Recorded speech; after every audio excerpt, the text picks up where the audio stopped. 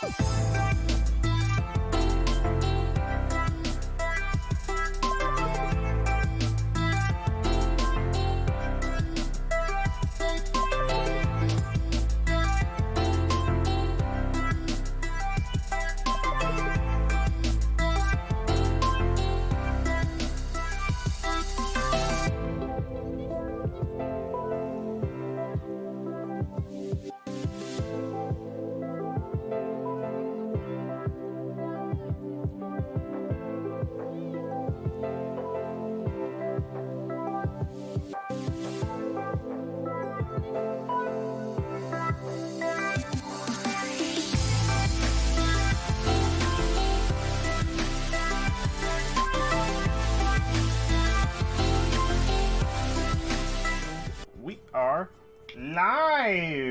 Hey. We are here, friends. Hello and welcome back to D&D Dragon Heist. I'm getting this stretch out now, so I don't have to do it later. Okay, there we go.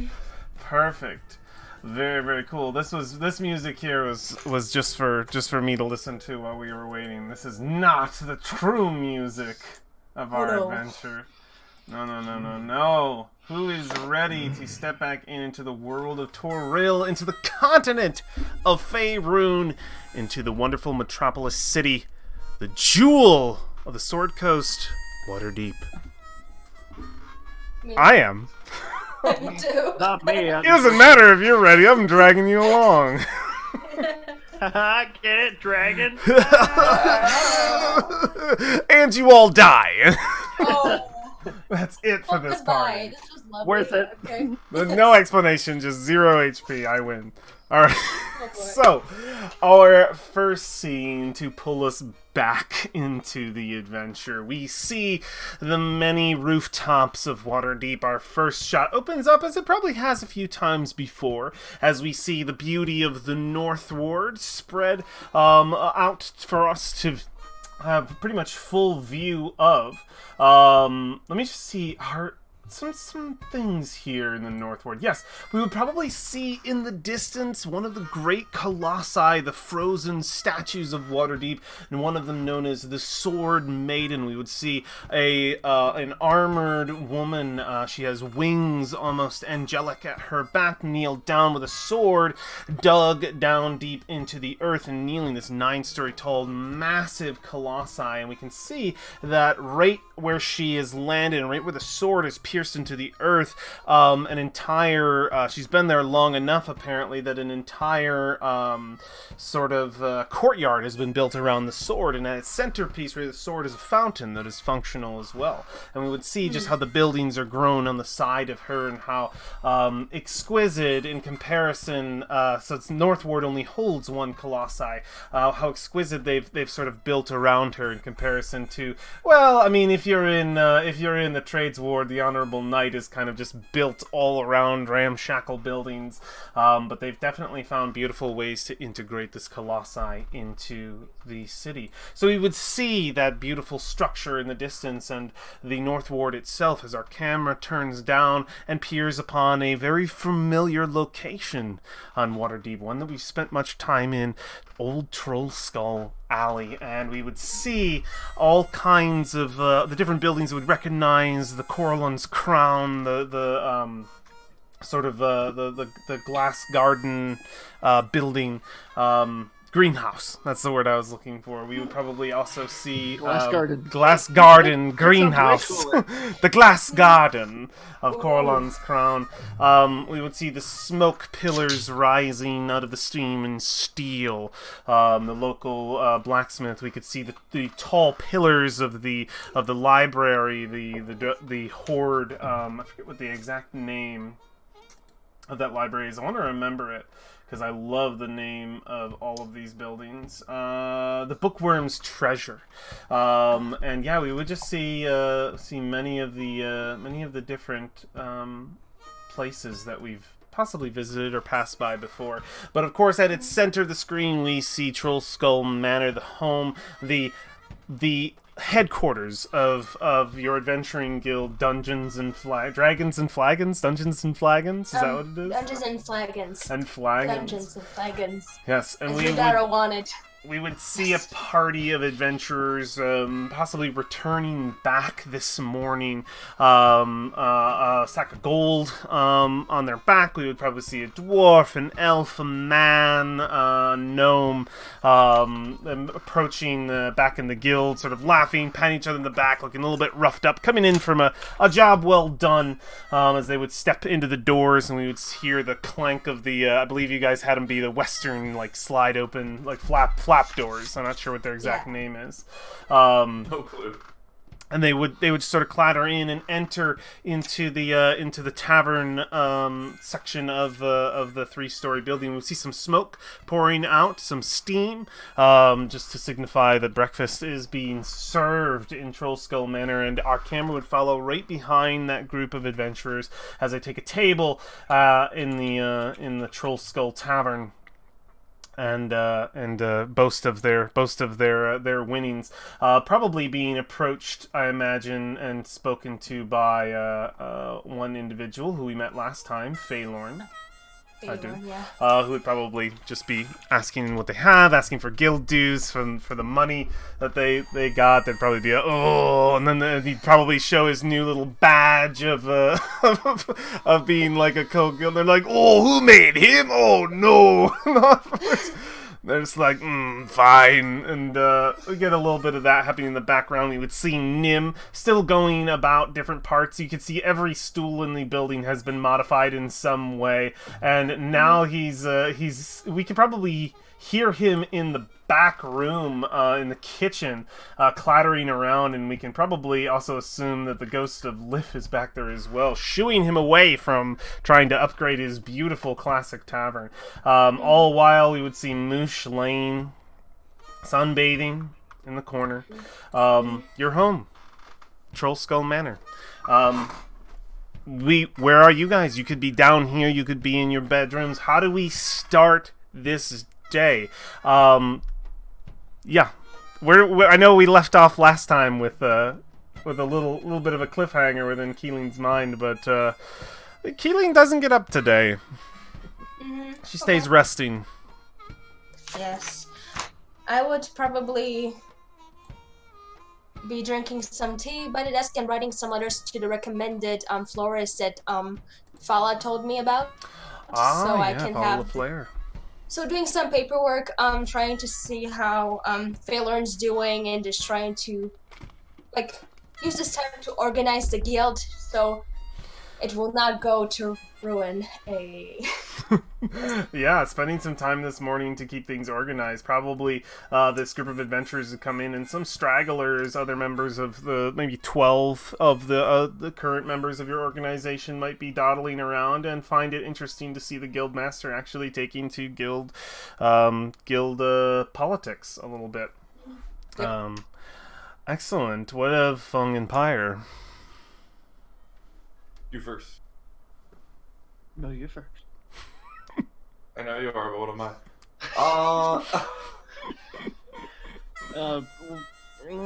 I mean, Fung would be going through his normal morning routine, doing the stretches, probably meditating specifically on what we're about to do. Yes. And what are you about to do? What's going through Fung's mind?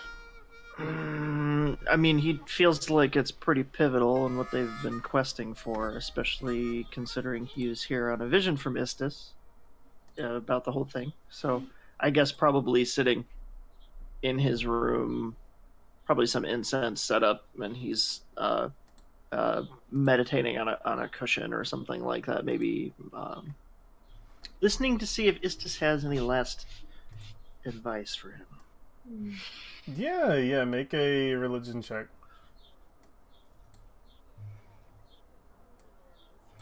We're at normal. Very good.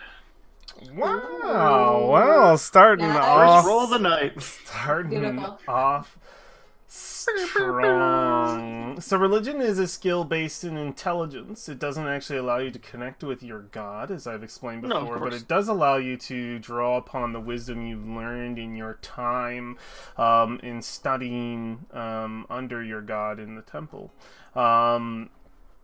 And what exactly was the detail of what you were... Well, what is the detail of the knowledge you were looking for? Pinpoint this for me so I can give you an answer.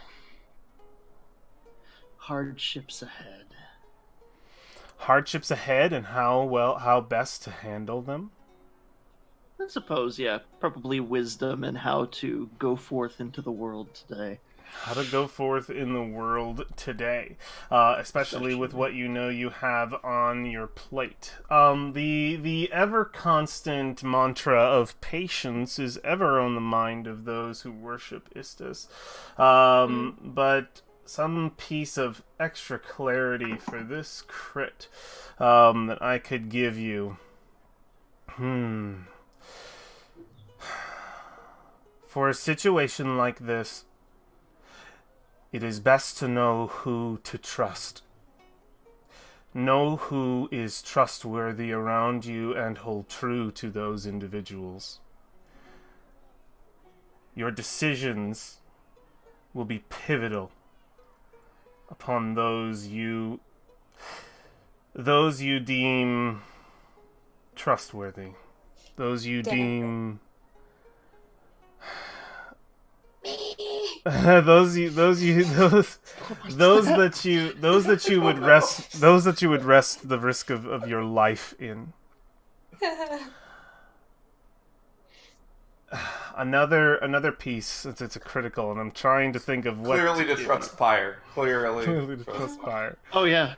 The dude with the flaming hair, obviously. Clearly. The flaming hair. Calm is important. Panic is the enemy. Panic will kill patience. The clarity of your mind and your ability to make decisions is what is most important. Never forget to pause. As rushing into anything has been the downfall of many. Yeah. Okay. I don't know what you're talking about. I think as the word calm hits his mind, he takes a very deep breath, holds it for a few seconds, and releases. Yeah, we see you release in some sort of like you're doing like a yoga kind of situation, right? Yeah, so kind of a Tai Chi sort of Yeah, we would morning warm up. See you stretch into a pose, and then we would notice as the camera shifts slightly that Mooch is laid out right below you, and would probably give his own little stretch as you do yours, and then just curl back up. You have one hit point. You better watch it. Damn familiars. And what of Pyre this morning? I mean, Pyre's jacked up. He's getting his clothes on, getting his armor on. He's got those bugbear ears in his pocket, in one pocket. He's got the stone of galore in another. He shakes the stone every now and then. Just rattle him. She rattled Make it. sure he knows who's boss. Do some speed. Rattle the stone a bit. Speedbox it. He's ready to go assemble the adventure or the party. Yeah. What else? Oh yeah, and Nim's downstairs, so those are your pieces. Do we have a leash for him? You have no one's mentioned making that. I want him to make himself a leash or something. You also have your writ from Laurel Silverhand herself, the Open Lord, signed and sealed with her seal. That you will be able to conscript a blacksmith to forge a adamantine bar of 1,000 gold pieces value. Perfect. Okay. All right, we find you downstairs then, and most of you, I imagine, this is kind of our gathering spot. Yeah. I'm not gonna collect anybody. I'm gonna wait for them to meet up.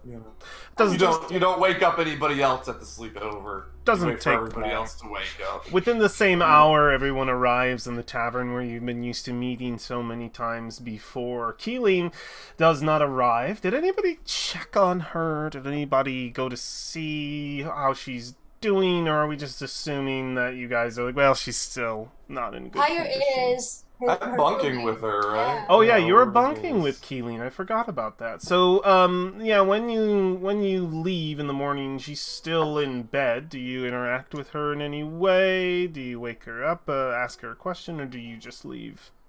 I just like say her name like 3 times and probably not get a response. You and get a then just walk turn and a and just like a turn in the bed, All right. Sounds good. Sounds good. and you could just hear come out just water. All right. Water. I don't know what you're talking about. What am I doing? I don't know. Water asshole. All right, I'll have Lift run you some up. Wait, he's a ghost. Figure out. Don't worry, I'm on the case. Pyre would deliver. Okay, yeah, you can get her Water. some water. As he slams down 2 apple juices. All right, yeah, you slam down 2 apple juices, and you can see that Liff is looking a little as stressed out as a ghost can, with Nim in the back just sort of like going around everything and kind of just like looking for things to fix. He's got this door open back here, and you can hear it like just like squeak, and he's just like immediately got his toolbox out where he's like oiling, and like you can see Liff he can't speak, but he's just stressed out. Yes. I'm sorry, Lip. He will be gone as soon as possible. You can see Liv like speaking, but there's nothing coming out, and it's just very much the silent servant situation of. It's gonna. I know, but like, change is always good. You know, we just need to accept. Okay, I know change. And he is like not looks good. all It's- around, like gesturing that everything's changed, and he's just like pointing at him as a problem. Yeah. Sorry, can't stop him. Nim passes through Liff multiple times, and when Liff notices something being served, he'll put his like hand through. You can tell pretty quickly Nim cannot see Liff, cannot perceive Liff, and doesn't understand how things are floating. Okay. Wow. All right. So we gotta go get that bar of adamantium. Okay. If anybody wants to go, I was gonna go check next door. Of course, got my letters done. Just gonna have to send. We can bring him if we want. I'm sure he'd like the field trip. Yeah, he hears that, and he immediately like packs up all of his tools, but they're all on the ground, so he does it really quick. He like puts them all back, and then he packs them, and he like he goes right up. Who's our boy? Who's our boy in here? He's not a pet. Nim doesn't understand anything different. Has probably been treated as such before, and is perfectly fine with it. And he'll just like, yeah, you, oh, it's a good. Who's something? He seems excited. Yeah, all right, yeah, let's go. We head out. Go for a walk? You want to go for a walk? And hold this little robot hand. Yeah, he holds his little robot hand. I Excellent. don't want him getting lost. We don't have a leash for him. We're gonna hold his hand. Excellent. You step out into the foggy spring day, but we can still sort of it's foggy, but I would say that there's still decent amount of people out. The weather doesn't keep people from getting out. In fact, because it rains so often in the afternoon, you probably would see more people out in this time of day, just so that they can get outside. Did I move you guys over here? Yep, I did. Cool. So yeah, you guys would step out once again into the into Troll Skull Alley. The damage across the street seems to already being worked on. That the sounds of hammers and some construction, and you can see some people working to sort of rebuild the destroyed cafe of a few 10 days ago. As pieces are being reformed, and the crime scene is being not forgotten, but patched up, healed. Yes. The wound being healed. Already from here, Pyre, you can spot the twin smoking pillars of the Steam and Steel, if that is where you all would like to go this fine Waterdavian morning. Yeah. Sounds good. Mm-hmm. Alright. Yeah, you could easily...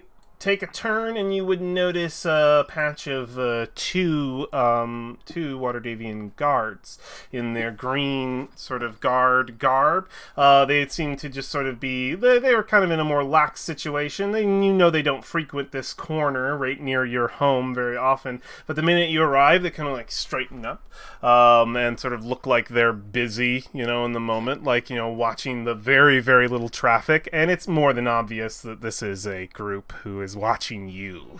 Mm-hmm. Oh, the more the merrier.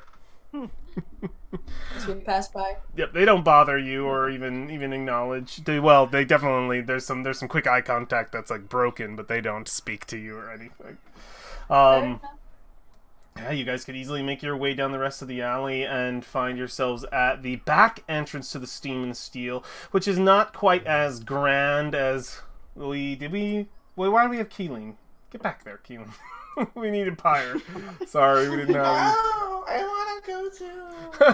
No, stay at home, you. I've been... Oh, that's great. The back entrance to the Steam and Steel, it's not quite as grand as the front entrance on the road outside of Troll Skull Alley, but from here in the inside you can see it's a little more quaint. There is a door that is a little bit cracked open, a wooden door that looks to probably have had at some point or another, has a sort of screen window in the front. We can see that there is also a sign, a beautiful sort of illustrated wooden sign that says Steam and Steel on it, and illustrated upon it we would see bars of steel with literal steam coming off of them, forming parts of the sign on the top of it. Beautiful design. And we can see that there's much metal integrated into the sign, very little wood. The door is being held open by a cinder block of sorts, and there is definitely a smoke, a steam coming out, and you can see, even though there are two pillars upon this sort of stonemason building with smoke coming out to two large stacks, there seems to be other portholes somewhere in the ceiling that you can't quite see from this vantage point of the ground, where smoke is also pouring out. But upon stepping inside the establishment, the door is open. It welcomes people in, of course. You would enter into a room that is circular, which is quite odd because the outside was square. As you step into the circular room, at the very center of the room is a burning forge. You can feel the heat of the magma churning within. You can hear the sound of steel hitting steel as a hammer blasts against an anvil. We get to be sort of graced with this sight of the ceiling as well. On top of these, you can see where the two smokestacks come from the forge itself, but all of the ceiling has sunroofs pretty much all along it, sort of organized, like almost organized perfectly in a circle. Probably at least a dozen, and they're all sort of open wide, these huge portholes. The sun comes in, and it's a very daylight, the all natural light pouring in, but smoke and steam of this room is just sort of pouring out. But you feel the wind from the outside, and some of the fog even leaks in places. So it's this mixture of heat and air. And you would see the two individuals who run the Steam and Steel. One, who you probably notice first, is a fire genasi, much like your friend Pyre. Probably a bigger build.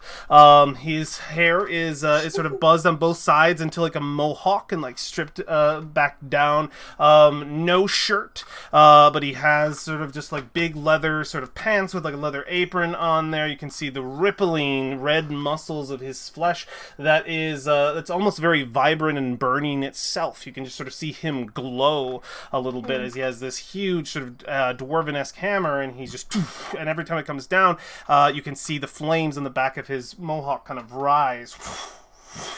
Almost so cool. at the same time that he's slamming down. He has like a chiseled, very Herculean jaw with a fire goatee, and you would see in the sort of he's in the center of the room, towards the side, sort of lining things up on on a wall, making sure they look sort of perfect, is almost the polar opposite.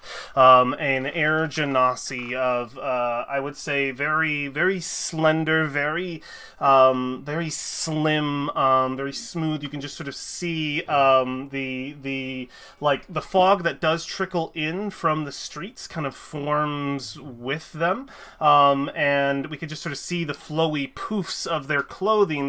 The individual wears very light, puffy, very almost Three Musketeers style looking clothing, and we can just see it sort of flow and there's a wind current under it. The individual's hair curls back, almost in like a perfect sort of swirl back into their through their spine. And they have very, very feminine features, but you would know that both of these individuals are male. And this person just sort of getting it looks like they just got done shining a piece of armor that they put on the wall. The air genasi turns towards whoever is first, which I imagine is Pyre, and looks you up and down and just goes, "Welcome to the Steam and Steel," and just sort of looks you up and down like, "Hello." Hello.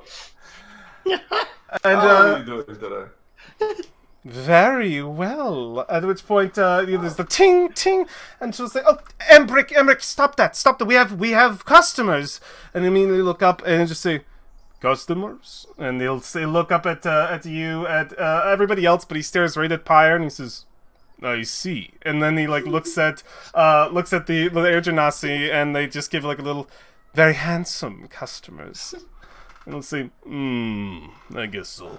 And he'll sort of get up and say, "Welcome. You may have a look around. I'm currently working." Say, "Oh no, just sit back down. Sit back down." And says, I am usually the one who introduces individuals to the shop. "What brings you into the Steam and Steel today? What can we do for you?" "My name is Avi." Well, Avi, I'm Pyre. I know, right? The name. Anyway. I love the name. Since my husband is so rude, Emmerich over here is he is our forge master. Oh, Emmy. Anyway, and I pull up my little he's like, "I've got this little coupon for one adamantine bar." "Oh, darling, we do not sell coupons. What is this little piece of paper that you have?" And he'll take it and he'll just say, "We do commission." Stop! And he'll immediately turn over to Emmerich. "Stop!" And he's still was hammering. Boom, boom. It's like, "What is it now, Avi? Are they going to buy something? Am I going to make this?" And he'll just immediately turn, put it right in his face, and he almost lifts up and says, "A writ, a conscription from the Lord of Waterdeep." And say, "Let me look at this. Is this real?" And Yes, they'll look. it is. I hope so. And he'll be like, he gets up, he puts his hammer down.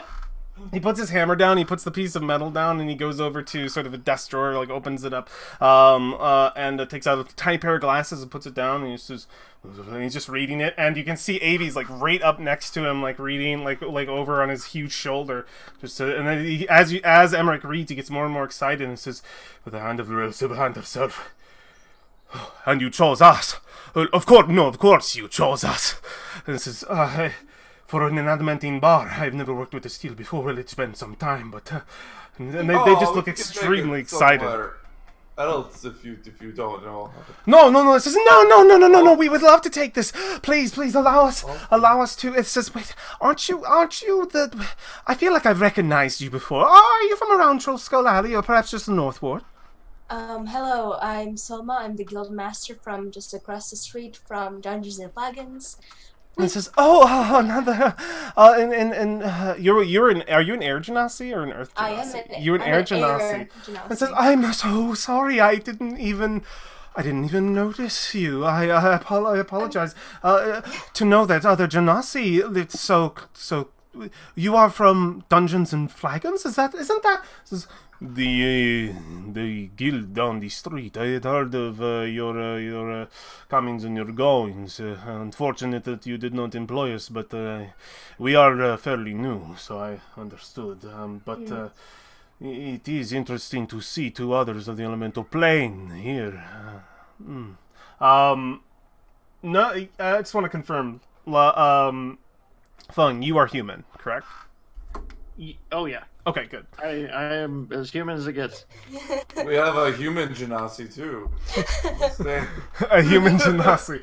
There's also A flesh genasi. flesh. Flesh The blood runs through his veins. They- Ooh. They seem extremely excited. They are so willing to take on this job. This is like the big break they're looking for because they're gonna get paid.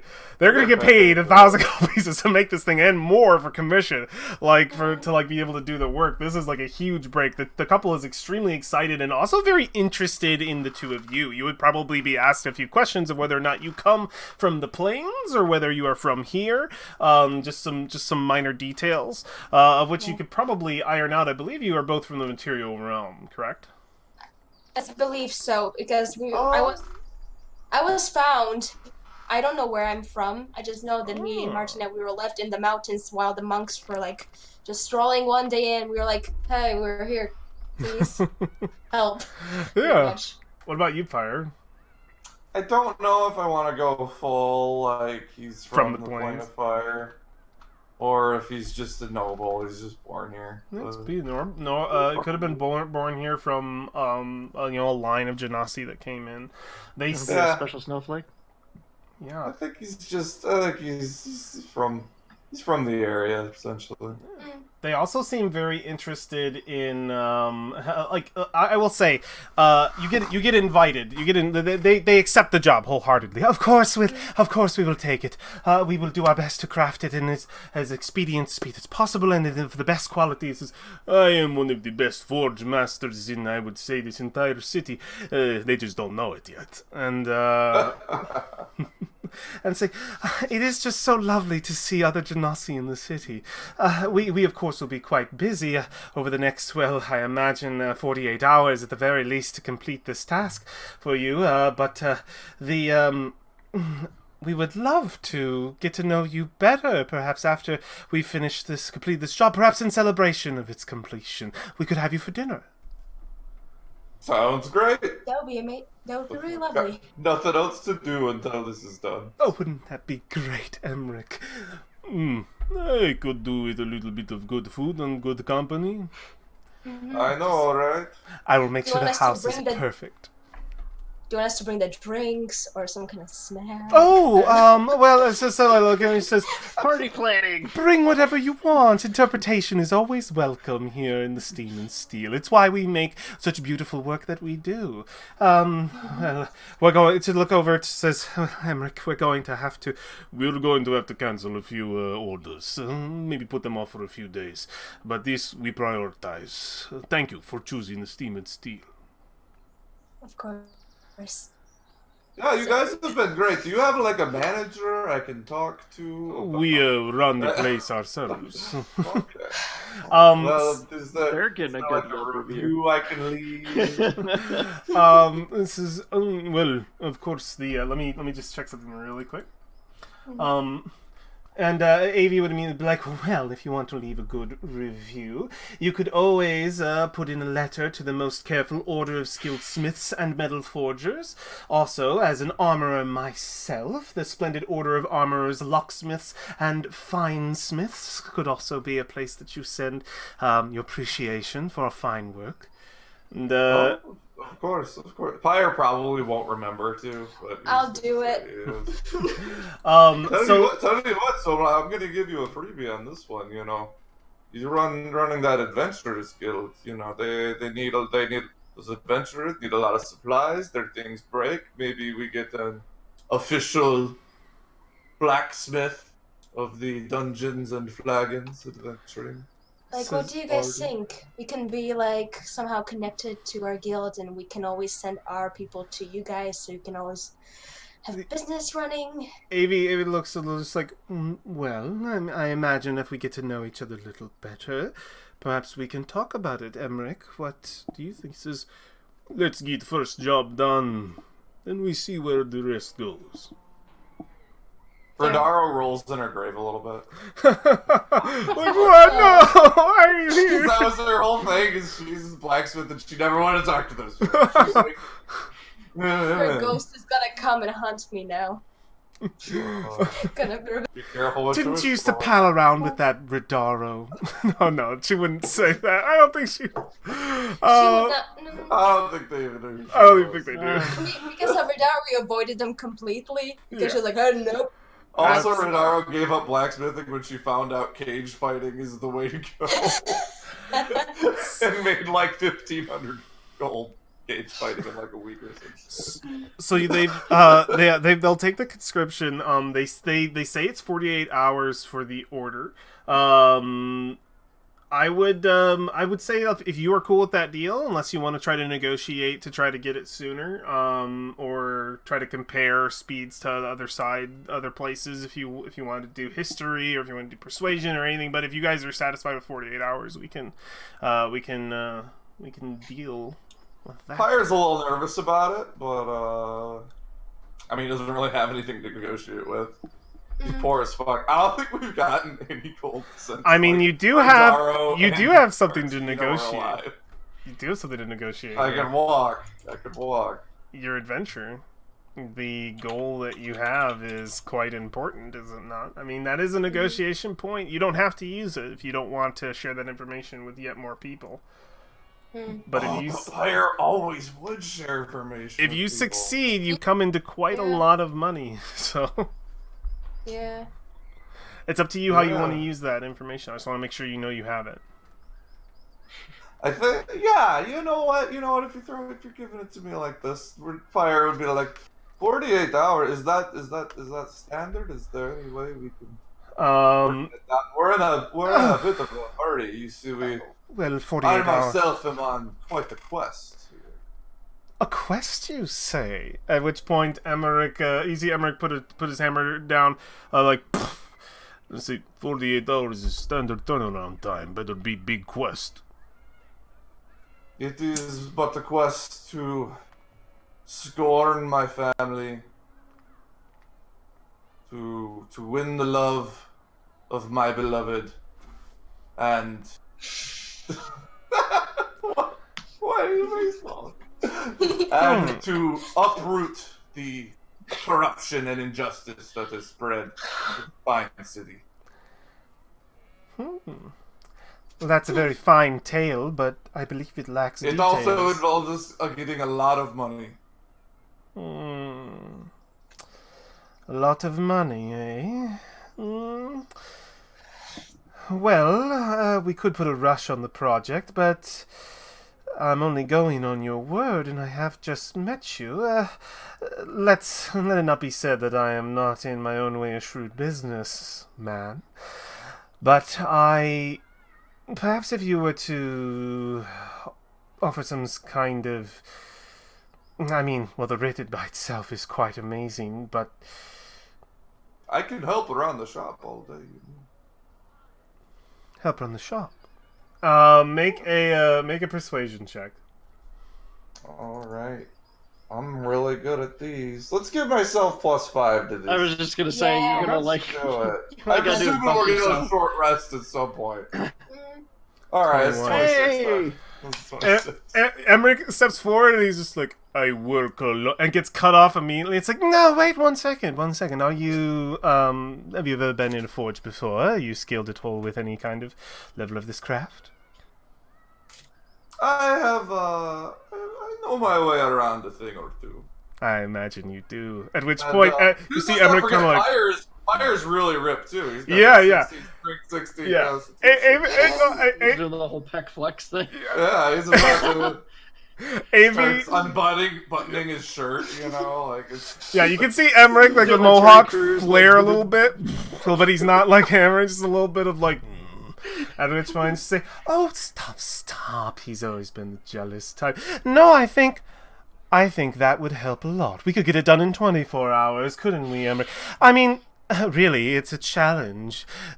Do you think you couldn't do it? It's no contest of whether or not I could do it, but I do not need it. He says, you know, I wouldn't mind seeing two very handsome fire genasi work in my shop together. We can make So a little... I want to make something clear if I'm going to be working here all day. I really appreciate the compliments, but it's a little borderline harassment. So I'd appreciate it if you could dial it back. Oh, I'm so sorry. No problem, no problem. I didn't mean anything to offend you. I just wanted to Well, make it clear. understand. I have a significant other, as we said. The whole winning over the love of my beloved. Oh, of course. He'll sort of lean in and says, listen, it's mostly a show. I'm just trying to make him jealous. If you could help me here, we can get it done quite quickly. Maybe show off a little bit. He hasn't had another fire genasi around to really challenge him of late. I think, yeah, Pyre leans it, puts his hand on his shoulder, and is like, oh, of course, anything for you. He'll immediately sort of like grab the hand and take it off and say, listen, you. First of all, I will allow you to help, but only to prove to you that I can do it in 24 hours. You will do as I say, and if you can keep up, then, well, maybe you will earn my respect. We don't steal about that, Daddy. He'll immediately just and you can see Amy's just it's like, oh yeah, this is great. It's great. So yes, you can spend the day here helping, and Embrick will work extra fast to prove to his love that he can definitely out muscle this younger fire genasi. And Pyre, it's probably like for the actual working orders, he's doing it. Pyre's more like helping him get stuff, run things around. Yeah. Maybe help run the desk or something. Yeah, just sort of helping, like around the place, definitely. But just the presence of you, definitely. Avi's plan goes according to what they want, what he wants. Very cool. So Pyre's spending most of his day here. You will get the adamantine bar. Avi goes out, comes back with materials as quickly as possible. Emmerich immediately starts working with it. You probably go out to help. Like you go out, just the two of you. He's just like, oh! Yeah. He's just like getting the whole forge ready. This is a weird relationship. I know. And that can be done this day. But what of Fung and Soma? While I'm here, I would just like to say maybe a hi to Tally to see how's he doing. Oh yeah, go and visit Tully. Excellent. Work that wood. Okay, and it's where would Fung go? Probably trailing after Solma. I mean, that makes the most sense for. Oh wait, we brought Nim with us too, didn't we? Yeah, where's Nim? Yeah, we got a Nim running around. We put Nim to work in the shop. Yeah, you're babysitting him actually. You took him, you treat him like a puppy. He's yours for the day. All right, yeah, like I'm helping around the shop, and I got Nim, and I can be like, all right, watch this, let's get him some stuff, and get him going on other projects, you know. Yeah, that's perfect. Nim would definitely want to help. He'd be immediately interested in like everything that's going on. Ember could just be like, get the toy out of my way, and it's just kind of like handing him like tools. At which point he's like, no, at least you're useful, and just like, yeah, there would be just this sort of like chorus of so many people working this beautiful open air forge. Excellent. So we would see Solma and with Fung trailing closely behind enter into the let me get the name of this place because I already forgot what it is. It's been so long. The Bent Nail. You step through the door of the beautiful wood carved entrance to the Bent Nail, still as gorgeous as the last time you went in. You step in, you see the still as gorgeous as the last time you saw him. Tally Fellbar. But to your dismay, you see that Tally has two very one very handsome and one very beautiful individual working under him. You can see there are two apprentices in his shop. He is in the midst of working at his main sort of like workbench area, but there's two on either side, and you can see there is a very beautiful elven woman and a very handsome dwarven man who are working on either side of him, and you can see probably one of them, the dwarven man, is in the midst of asking a question. The first thing that you notice when you come in, and we notice it as the audience as well, the two individuals are definitely more after Tally than they are wood carving skills, just with the way they look at him. So yeah, you step in on this situation, and as Tally is helping the dwarven man, is like, oh God, I remember it. No, his voice was like this. No, I remember. So the wood here, it's not quite. You didn't quite carve it in the manner that would hold it. You need to do this and that, guys. You need to concentrate on the and I try to pitch in like an idea. Solma, welcome. And it says, you have brought a friend. It says, it's been so long since I've seen you. Kadri, Idra. This is one of my, past apprentices, Solma. Solma, Kadri, Emery. Nice to meet you too. And they would immediately look at you with jealousy, and they would give just the, and then they go back to their sort of work desks as Tally says forces, and he leans back at his workbench as he stands in front of it. What can I do for you? Just wanted to see hi. Wanted to know like on what kind of new projects you're working at. Maybe to see if you would like to maybe like make a new deal for some new improvements to the guild, so we can collaborate like all times. We've been quite busy, and I'm trying to just now improve the place. Was very disappointed to see you stop attending classes. I imagine that you did become quite busy. I heard that you became a guild master, and it's pretty fantastic. I'm happy for you. Yeah. I'm sorry to hear about your sister. That is like I gained something, but also lost so much. It's quiet, really quiet for me.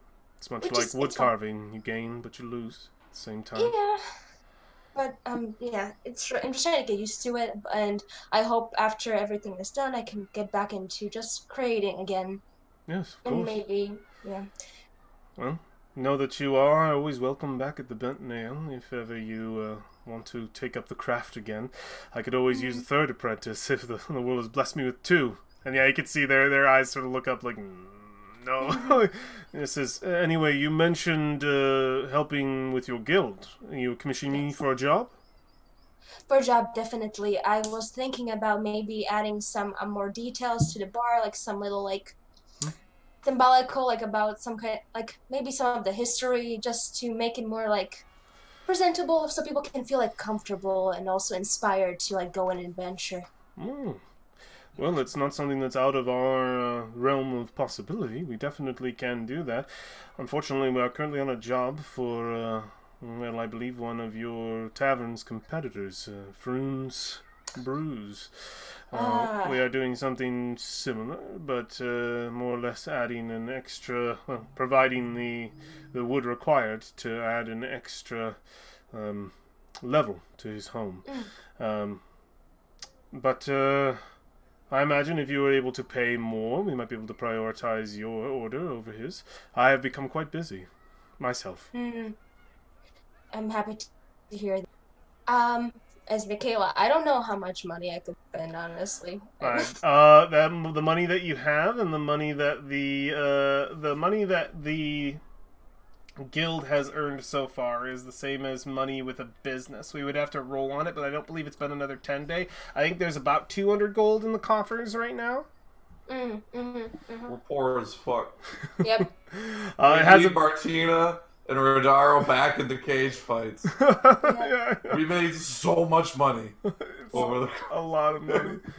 We'll say, currently I'm being commissioned for almost 500 gold pieces by Froon, though it is currently a loan, but if you were able to, it hasn't been paid in full, that's what I'm saying. If you were able to commission me for Well, I imagine the same amount, if not more. I could prioritize you for more, but if you wanted to put in a similar one, I can put you in the queue. At the moment, I will let you for now finish the first project you have, so we cannot make him more angry at us as he is now. I'm trying to keep. We had some issues with the owner, and I don't want him to be more angry at us. Drama in Troll Skull Alley. Like always. Isn't it always? Mm-hmm. How much money do you have to work with? What's your budget?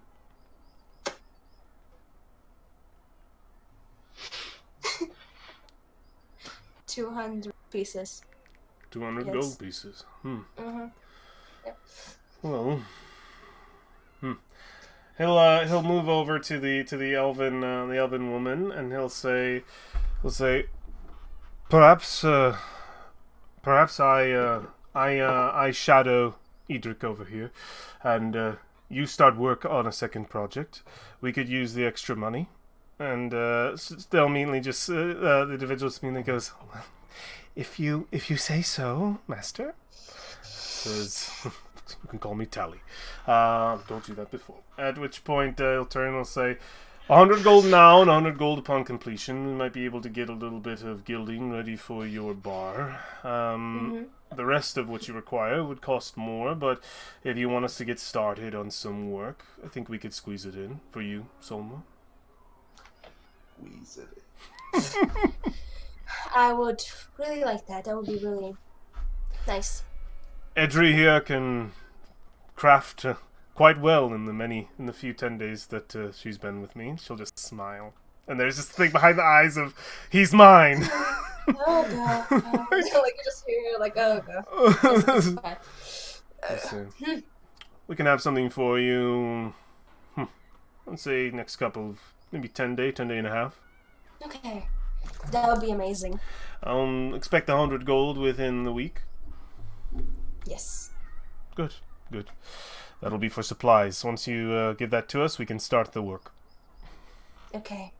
And I'll say, thank you so much for visiting me. I really appreciate your presence. And he'll put his hands on yours, and he'll turn a hand over and just say, been working a different kind of craft, indeed.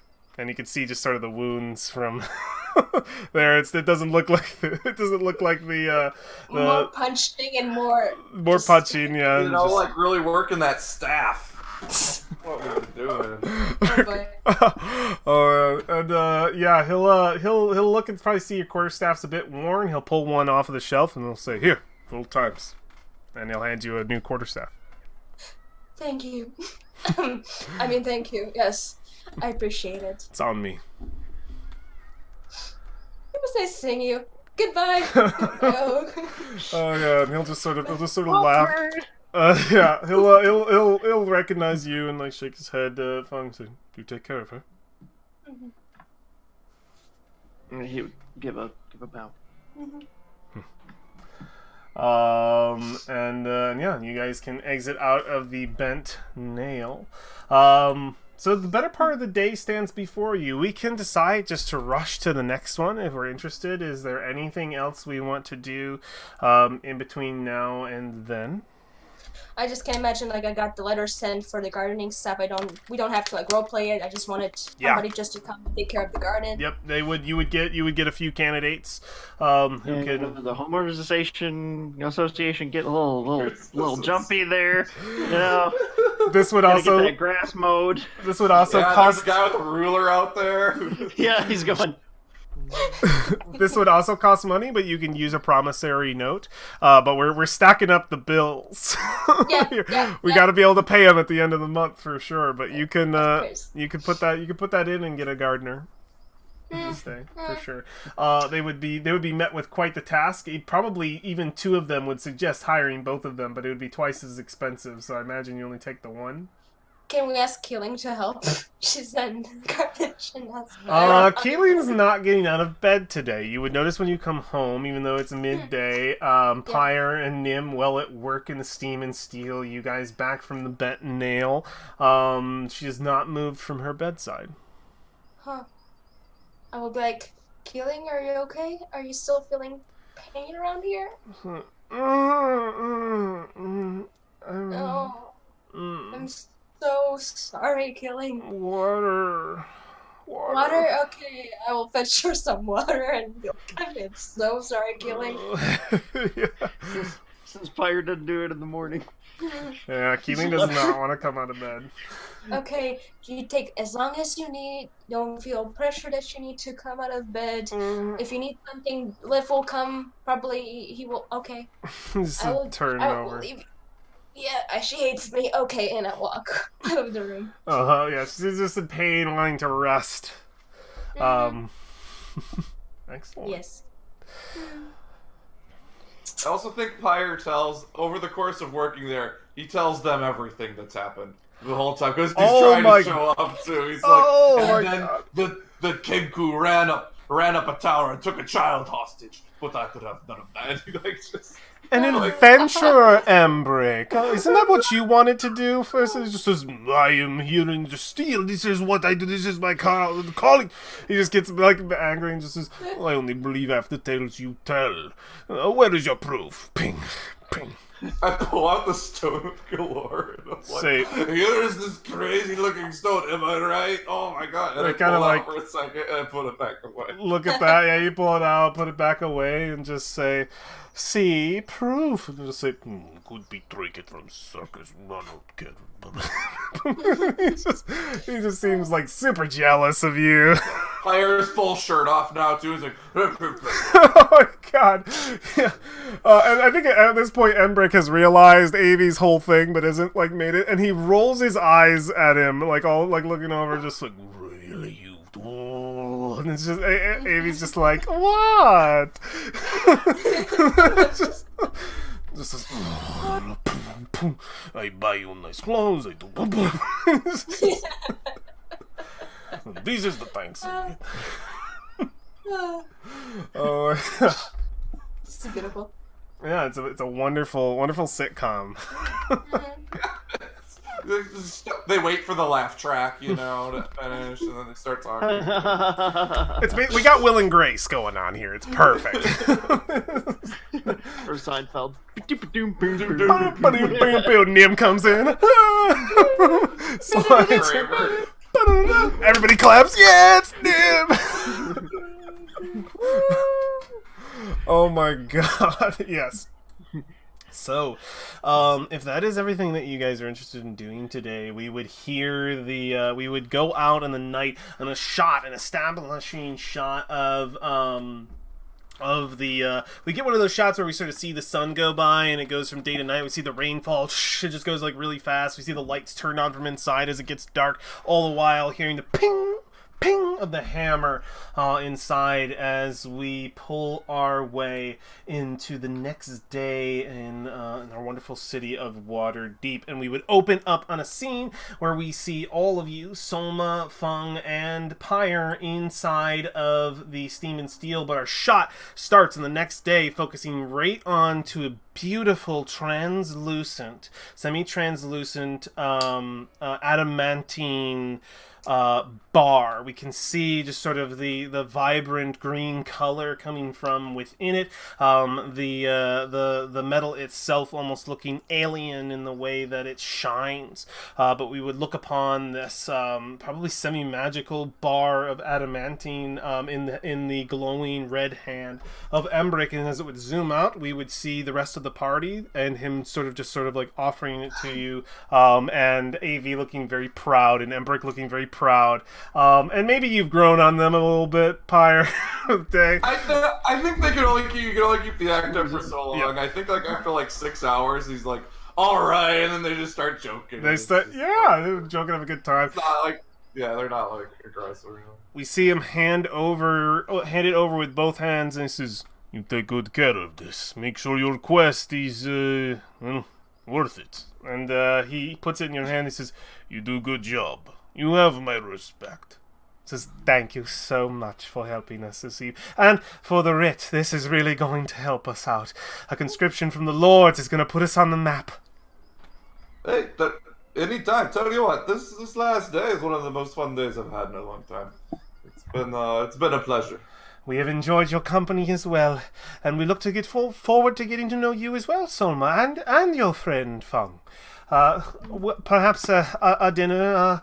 Well, I imagine you have your quest. Perhaps after that is over, we can enjoy some food and get to know each other a little bit better, and maybe talk about a full-time position.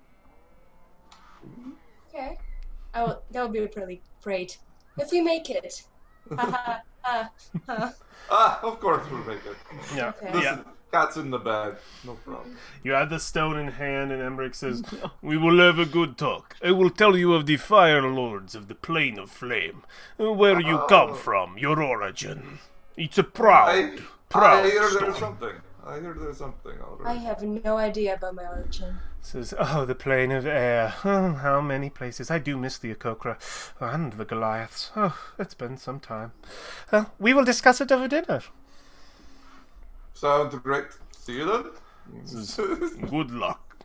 And yeah, you can exit out of the Steam and Steel, a place that I have been waiting so long to roleplay. Fucking like stare at the place, first thing, we're not going there. I'm like, no. I'm a cool, jealous blacksmith. I don't want any other blacksmiths. You come to me if you want something. I'm gonna just turn to Pyre and be like, I am so surprised that they actually ended up liking you. What the fuck, Solman? You have I'm just Shade. Throwing you know what? shade. You know what? Pyre, it's fine. Let's just go. Do you not like me, Solman? I'm not sure if thought we you were like me. friends. I thought we were, but I'm not sure if you like me. I mean, I like you as a friend. I like you as a friend too, Pyre. Good. I mean, Nim's like looking back and forth. it's like, is there something else going on though? I don't think so. I just, you know what? Let's talk about this later. Let's just finish this. Uh, Get out of here. oh, all right. If you say so. What's Fung look like during this conversation? I always want to know what Fung looks like. Kind of like you're like right next to Nim, who's like looking back and forth as well. Like, what's happening here?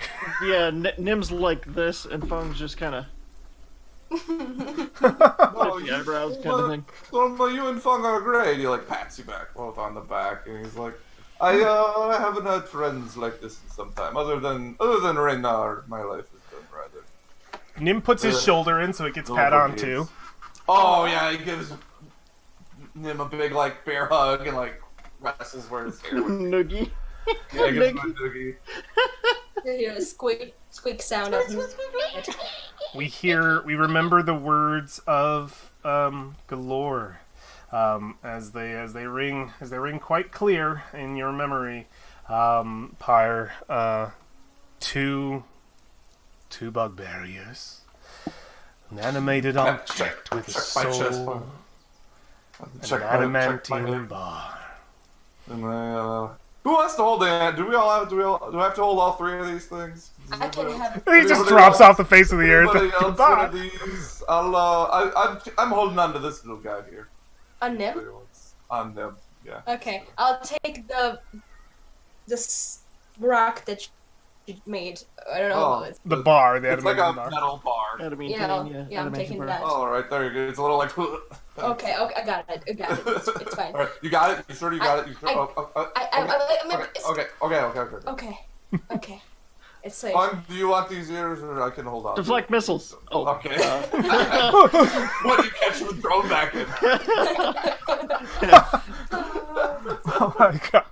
So the keyboard. I hold out the crunchy, like totally fried. He has and I- 3. He's got 2 intact and 1 the crunch. third, and I'm like, do you want a snack? I can't vouch Vegetarian. for it. I can't. Okay. It doesn't eat meat. Good. That's good. You know, slaughterhouses are the #1 producer of CO2, and are ruining our climate currently.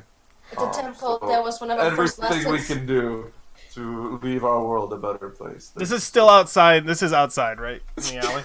Yeah. We haven't even gone in yet. The 2 guards are just like, sitting there just like watching, like just watching. Morning. Hail. Like, this is the most adventurer shit ever. Look at all this fucking random shit they're pulling out. Fucking vegans. Yeah, So are we heading to the place that we all know that we have to head out without saying the name? Because I think we should go to the place that we all know about. Even the guards. Yes. They kind of like turn their. Anytime you look over, there's a lot of like.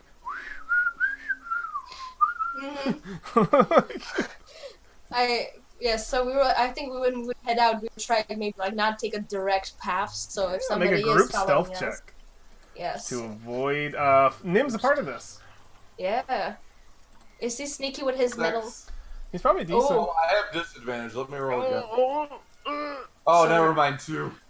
Inspiration. Let's He see. got a 6. Ooh, I'm bringing the average up. Let's see. 18. Pyre got a 6. Inspiration. Mine's actually a 2. I have disadvantage. Okay. Oh boy. Did you get an 8 or an 18? In 18. You rolled with advantage. I didn't. It just showed up for some reason. You got it. It's I see an 8 and an 18 in your roll. So the first roll is the one that is yours. So it would have been an 8. Do you guys see an 8 and 18? No, yeah, you're right. Yes, You just yes. have it set on advantage always. So you Really? just take the first one. Okay. You've had it. It's always been like that. So it would Really? be an 8. Okay. Yep. Okay. Sure. All right. The party. Let's see. So the Fire average. probably doesn't even realize they're trying to sneak with that too. Like he gets like pulled along the other alley. He's like, oh, all right. Oh, why are we going this way, guys? So let me see here what the total is. So that would be 18 plus 20, which is 20, is 38 divided. 38 divided by 4 is what? What's 38 divided by 4? Just under 10. 9 point something. Like 9, then it rounds down. So your average stealth here is 9. So the passive perception of most humans would catch you. That's pretty good for Pyre. It's not bad. That's like his average. Yeah, you roll with disadvantage too, Pyre. I forgot because your armor, right? Oh yeah, his average. Yeah, that's why I had rolled the 20. Yeah. 6 and the 2. So yeah, you got an average of 9. I would say for anyone with a perception above 12 would notice that you are probably being trailed to where you are going, though it's paced out pretty. The city guard are keeping a stiff eye on all of you as you make your way towards the pink Flumph. Is it like the same people following us? Or No. It's probably the same people following you for a while before they meet another group, whisper a few things, and then that group goes following you guys. Yeah, Pyre like can't stop talking to the city guard or some shit too. Like as they're walking, like he keeps like turning around and talking to him, and they immediately like turn and like move away. He's like talking. It's just like. And everybody's trying to give him like the whole like, hey, stop it thing. And he's like, oh, sorry, I must have walked into you there. Oops, my bad. It's just like, Alright. like so much fun. Tell me, what are you guys gonna do with all this money we're getting? Definitely some stuff with the guild, so we can make it better, improve it, and finally bring it to a standard so we can make people proud. Like, I want to be proud of this place. I feel like I've been just too busy with the revenge of my sister in Rodaro and just trying to have this completed. I think this could be a new path for me if we succeed. If I die, I don't know. Don't worry about that. Listen, if you die, then you're dead. There's no point in worrying about it. You know, we just. If you want, by the way, if any of us die, if any of you guys die, do you want to be brought back to life? I should ask that now, in case I can't do it myself, but if we do succeed, get a lot of money, we could definitely afford a resurrection or two. I'm not sure. I left my sister to stay dead, so I just might accept it. Enjoy my sister in the afterlife. If that happens. Alright. Well, what about you, Fun? Do you want to come back, or alright. I like you, Fun. That's what I like. Don't go dying on me yet. If I die, do whatever you want. I don't know. I would like a Whatever. survival navigation check to find this place. Survival navigation. All of us. All of us? Or Whoever, one person, and somebody can give them advantage. Who's got the highest? It's probably not me. Mine's at a 1. I have Survival? +2. Survival. Oh, I I have mean +2. survival too. Yeah. No. We I both- can Oh, assist. one of you. Let's assist each other. Okay. Hopefully survival will be. No, I'm doing inspiration. Yes. Okay, yeah, go for it. Try to get your rolls to be the normal ones 4. So there's a lot of asking around, like Pink Flumph. Have you heard of it? And like you get some people who are just like, oh no, I need a bar in the Sea Ward, and then like you just like get set different places, and you're not quite sure. Like a theater. Well, I don't know if I'm not quite sure of the one with that name, but I have seen quite a frilly place, and then like it would be set one way, and it's like close, and you're getting closer and closer, and it takes a better part of your afternoon, probably slipping deeper into like the sun is it's probably like after dinner. People are done with eating, like they're going out, and yeah, you guys would finally after many the hours guards just get sick of following us around in circles. They're like, it's this way, man. You know That's what? the master plan. You know what? That way. With that, make a new one of you roll make a group deception check. I just want to see if it's like enough to like throw them off. Oh, My god. this is not. No, this is not good The for me. rolls. Oh, okay. Oh, no. It's not enough to throw them off, like, at all. Like, it's pretty obvious at certain points where you're just kind of like, we're looking for the pink one. Like, have you This seen is it? like a Saturday I morning like heard the cartoon. guards at one point, and I'm like, suddenly, do you guys know what?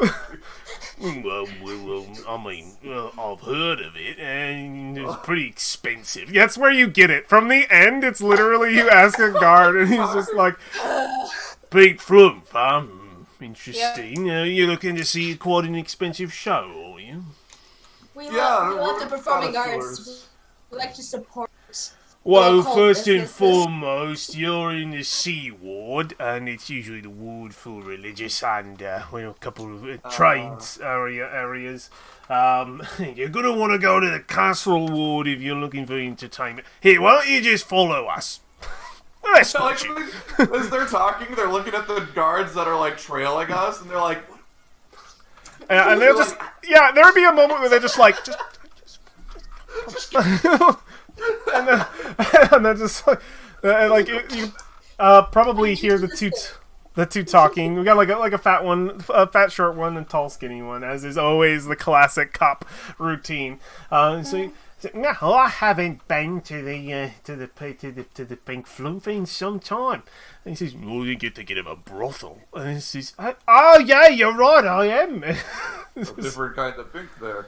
And he'll turn around and like give you a guard wink, and he'll just and it just kind of gets like a slap. He's like, "You don't wait, come on."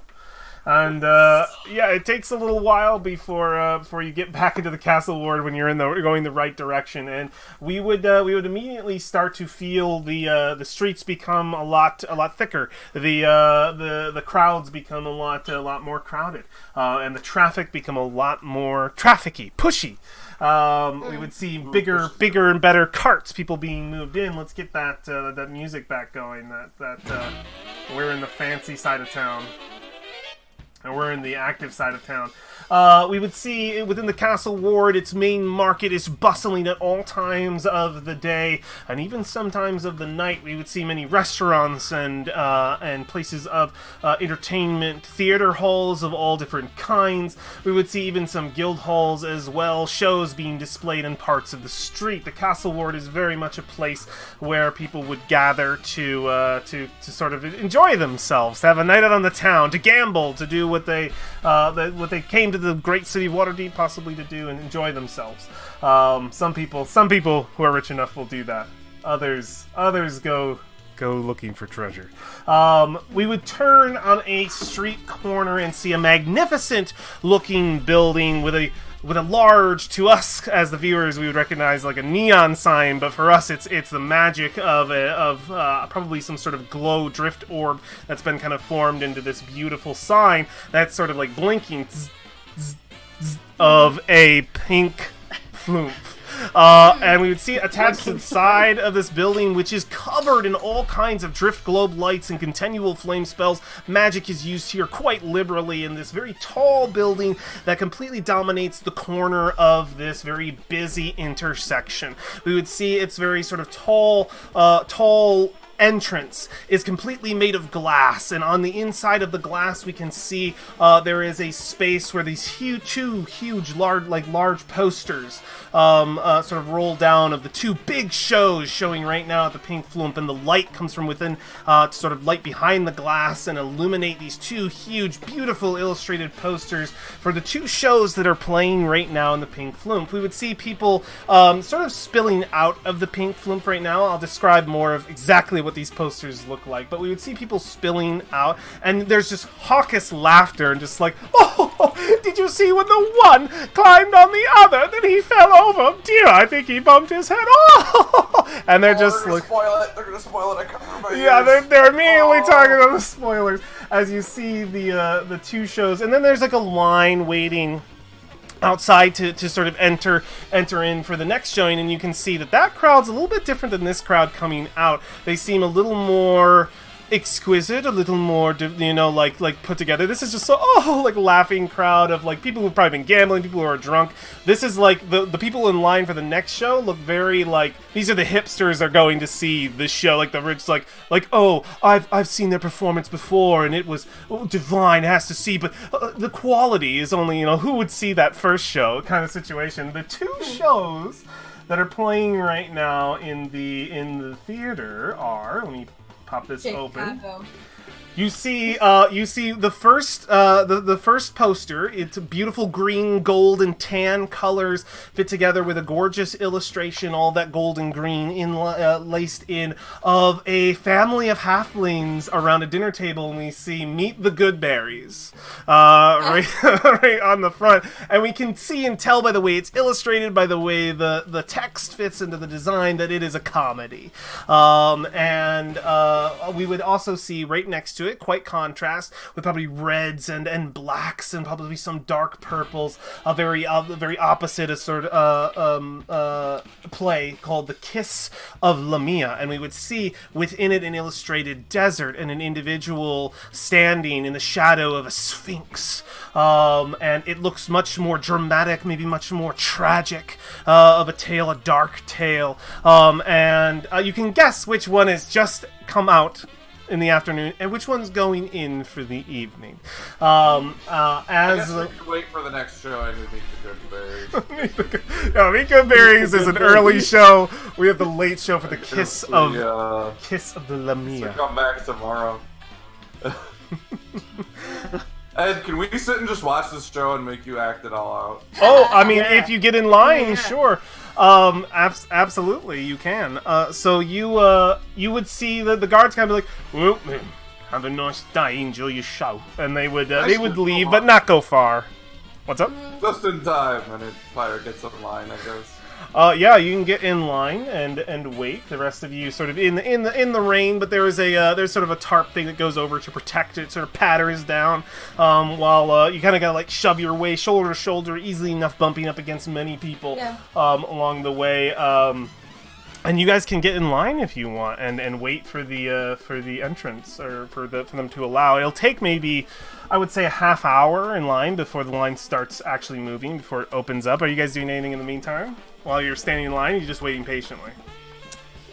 I'm just like pretty much looking around, seeing something maybe related to the task in hand. Like, can I just like have a feeling from like, is this like, okay, are we like on the right track right now? Are we where we're supposed to be right now? Like, is this like?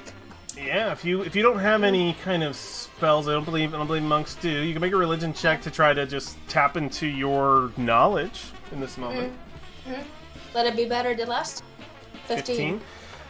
I mean, you should know this, Soma. You have the knowledge that you have that's been given to you by your own investigation. God.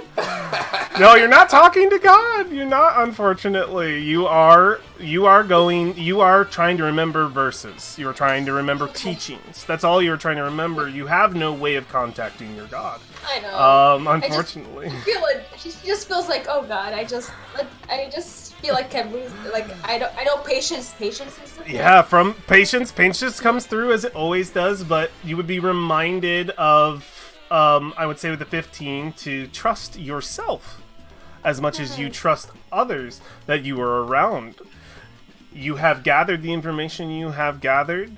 If you believe in the path that you are taking, then you cannot go wrong. Okay. I'll just follow their lead. We're gonna see a show tonight. Fire's just waiting in line. He's like, so what's your guys' home like? What are you guys aren't from Waterdeep, right? No. No? The beautiful mountains, and the temple is hidden like right between them, and it's always so like windy, and the air is so fresh, and I miss it honestly. This is like such a different environment than back at the temple. Oh, you might like Neverwinter a little bit then. There's plenty of cold air and assholes there.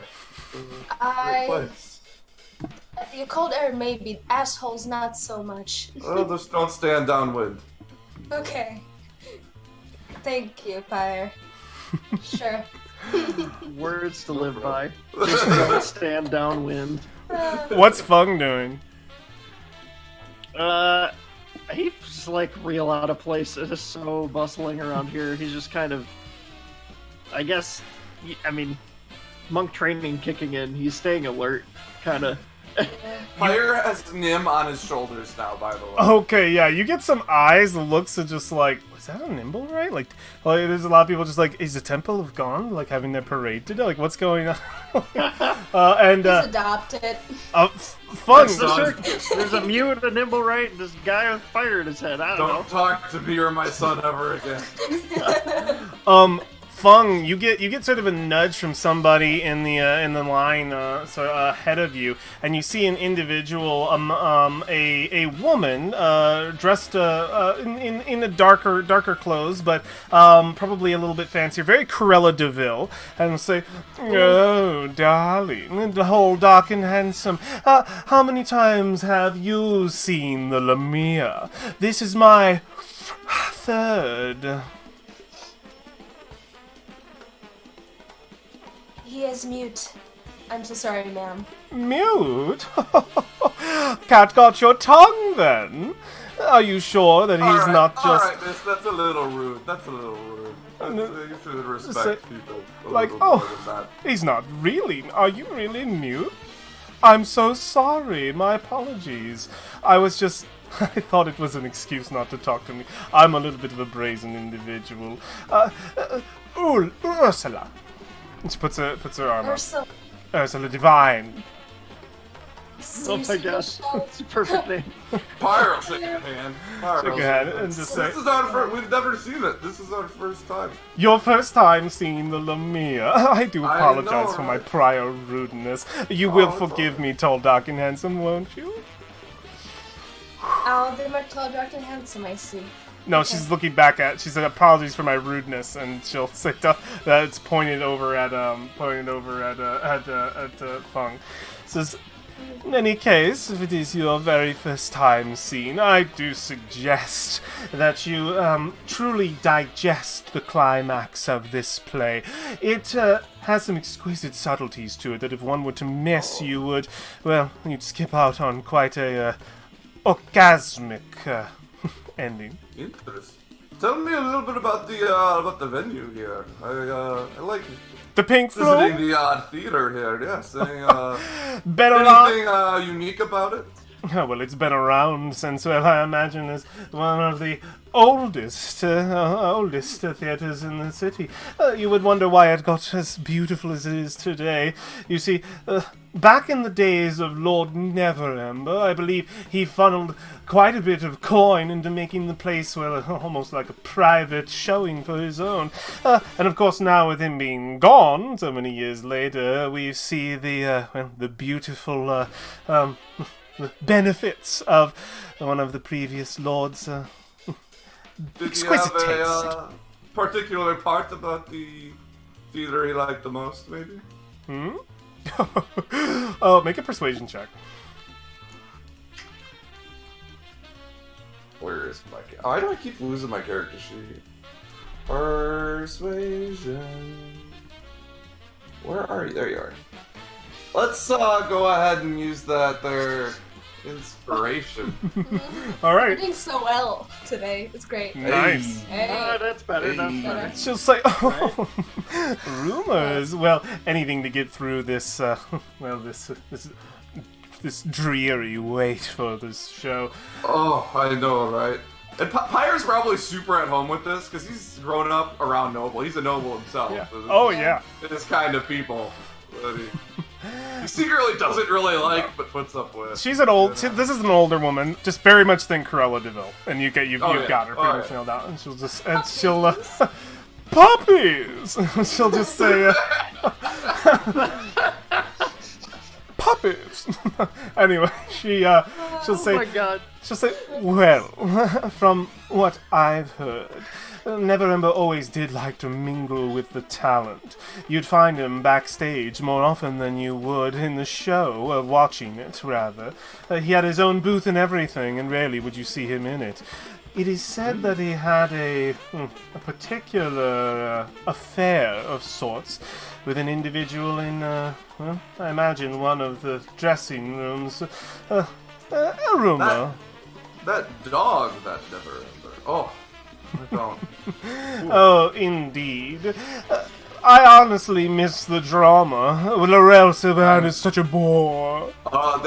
Times were much more interesting with Neverember. Intrigue, indeed. Interest. Now the lords just want to decide whether or not they want to build a new road. What happened to the wars of old? I want something interesting. Why do you think I'm the- here? Camera down. You get the camera down. You just see Pyre's fists are just like clenched, and he just wants to beat the shit out of this woman.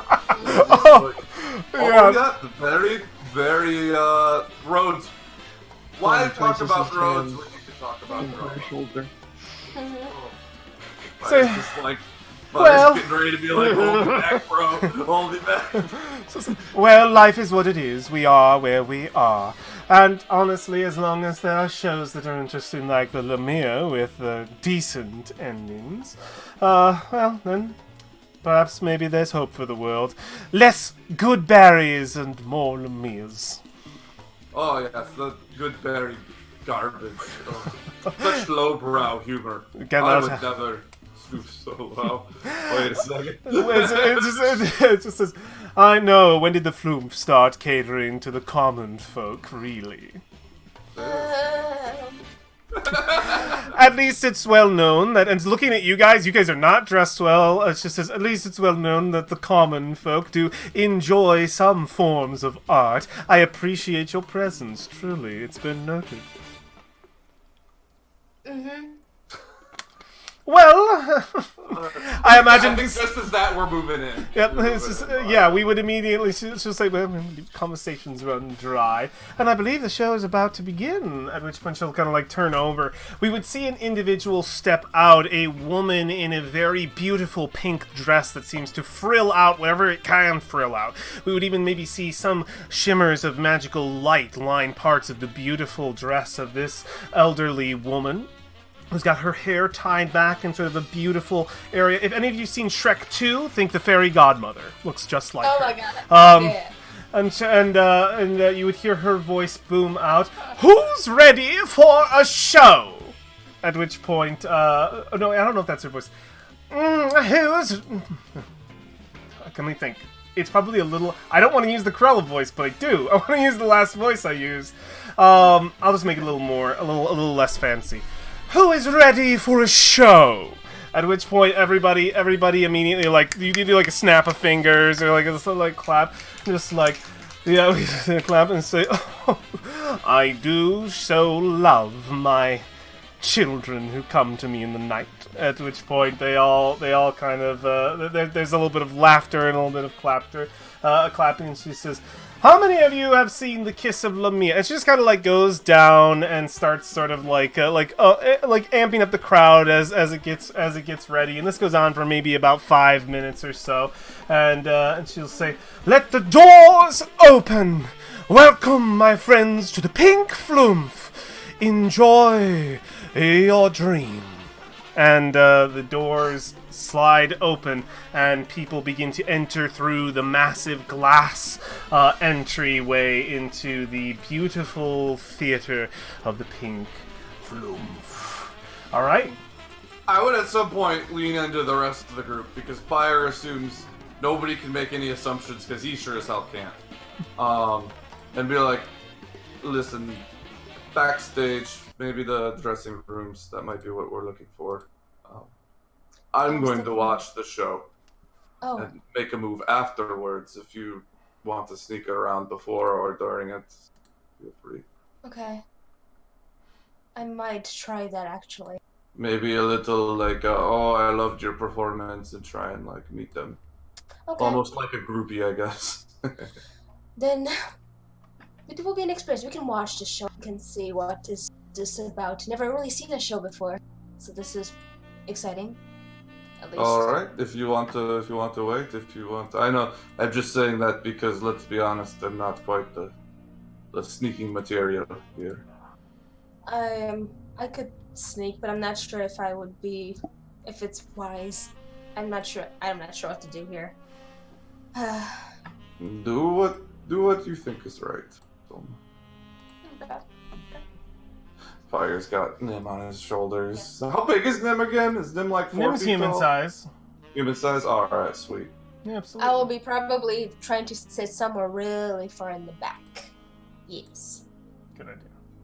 Just I'm getting your guys' tokens ready. Fire's going for a Grace Tea. He's like, alright, we gotta find the thing. But he doesn't want to make a move until like it's a little more acceptable for people to be back there, I guess, right? So Does that make sense? For the day show, it's a silver piece, and for the night show, it's a gold piece. Right. Which is quite expensive. I'm gonna move you guys into the theater. So we would see standing in the entryway as you enter into the crowds are sort of around you. There's quiet discussion sort of as people come in. Like it's a little bit raucous. It sort of builds together into be a full crowd, but it's not nearly what the Goodberry crowd is like. This is very fancy people talking with each other, and we would see your host, who has announced herself probably right in the very beginning as people are sort of pouring in towards the ticket booths. Says, "I am your host, Lask Diano. I welcome you to my humble theater. Please line up in orderly fashion. We are the night show, of course, not like those commoners of the day." And they all this is purchase your tickets and please allow the ushers to take you to your seats. And she sort of just orchestrates the whole situation from behind like a podium kind of thing. And people come up to her and says, "Miss Diano, it is so nice to see you." She'll put out her hand and they'll kiss and like, "Thank you for allowing you to come." She's like, "Oh yes, you may get a booth upstairs." And she's like reacting to flattery and says, "Oh, don't you remember me?" No, we would see Volo. "It's me, Volo Tepagadar, your friend." And says, "Oh, Volo, of course. We have a booth just for you. We'll put it on your tab." "Oh, of course, on my tab." That guy owes me money. We would definitely see Voltham Gadarm in here. I don't even know if he would if he noticed any of you guys. Oh my god, that's so great. Let's get a token for Volo. I don't know if he's in the compendium. I'd be so happy if he was. No, he's not. I gotta pull him right out of this thing. Ed, have you played Final Fantasy VI? Have I? Yes. No, I have not. Alright, never mind then.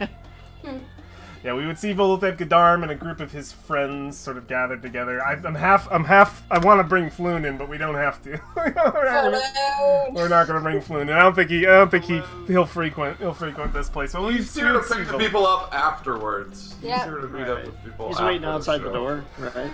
Yeah, so there is a He's line. got one of those carts that he like runs and drags in front of him. There is a line for the regular tickets, but you can also see that there seems to be a gathering forming somewhat of a line around Miss Daliano, of people who are just kind of like, oh, Miss Daliano, praising her, maybe hoping for like a better seat with her kind of situation, and she's just sort of soaking up, like she loves the attention, she loves this, and you can also notice that the staff is working quite hard around her, like probably even possibly overworked, and you would see a staff member probably approach Miss Daliano and says, I don't know if we'll be able to fill all of the seats out, Miss Daliano, or it might be too full, and she'll just kind of like wave, and she's like, figure it out. And let's go, okay, Miss Dalian. And she just does not care. And they, like, just sort of going back and trying to, like, deal with, like, the influx of people, because there was a big line that formed even behind you guys when you got here. But thankfully, you got here just early enough as the Goodberry show got out. Who knew hipsters were late to everything? So many people that it'd be easy for you to miss somebody walking somewhere they shouldn't. Yes. The crowd is what you're saying. You want to try to make a stealth check? I would like to go where pretty much maybe the back, like, I don't know, imagine a theater we went to in my country. There was like this side door where the people that would like usher people go to get some stuff and yeah, there is an area over here that it has a label on it in Common, Elvish, and Dwarvish that it is an exit only. That people are sort of avoiding. These are the entryways over here. You guys can see the map, correct? Yep. But this seems entryway. There's nobody over here, but there is an individual. There's nobody like going this way. There is one individual who's just sort of like a bodyguard situation where he's just sort of sitting. Like you can see, he's in sort of the fine, like darker clothing of a theater usher, as he's just sort of sitting there, and there's just a one velvet rope going across, and he's just. I will go and distract him. It's like a 10-foot hallway. Yeah, you wanna? I'll talk to him and be like, Excuse me. I was wondering about the show of how friendly it is. How can I help you? My son's hearing here is a bit of an issue, and I motion towards Nim, and I'm like, how is the show? Is there enough?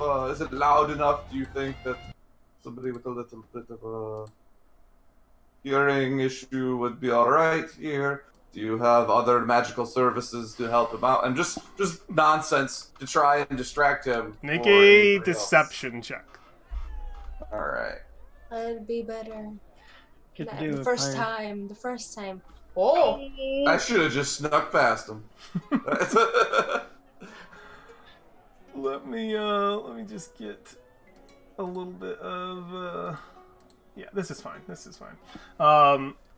He listens to you, and at first you become like the disgruntled. I don't know if you become a disgruntled customer, but for him, he's just kind of like he's kind of like having trouble like answering. Like he's like, if you go over there and you could speak it, and you just go like, oh, but no, they won't talk to you. Like you like bring him back in. He's just like, yeah. I'm just here to get. And you've got him fully distracted in this. Like he doesn't. He's just like trying to deal with you and trying to figure out what to do. And it's like he was expecting. It's like when you go to work expecting it's gonna be a chill day. No one's gonna bother me, but somebody finds you, and you're just like, oh, like, man. Ed, I don't know if you ever had this because you worked at a Meyer gas station too.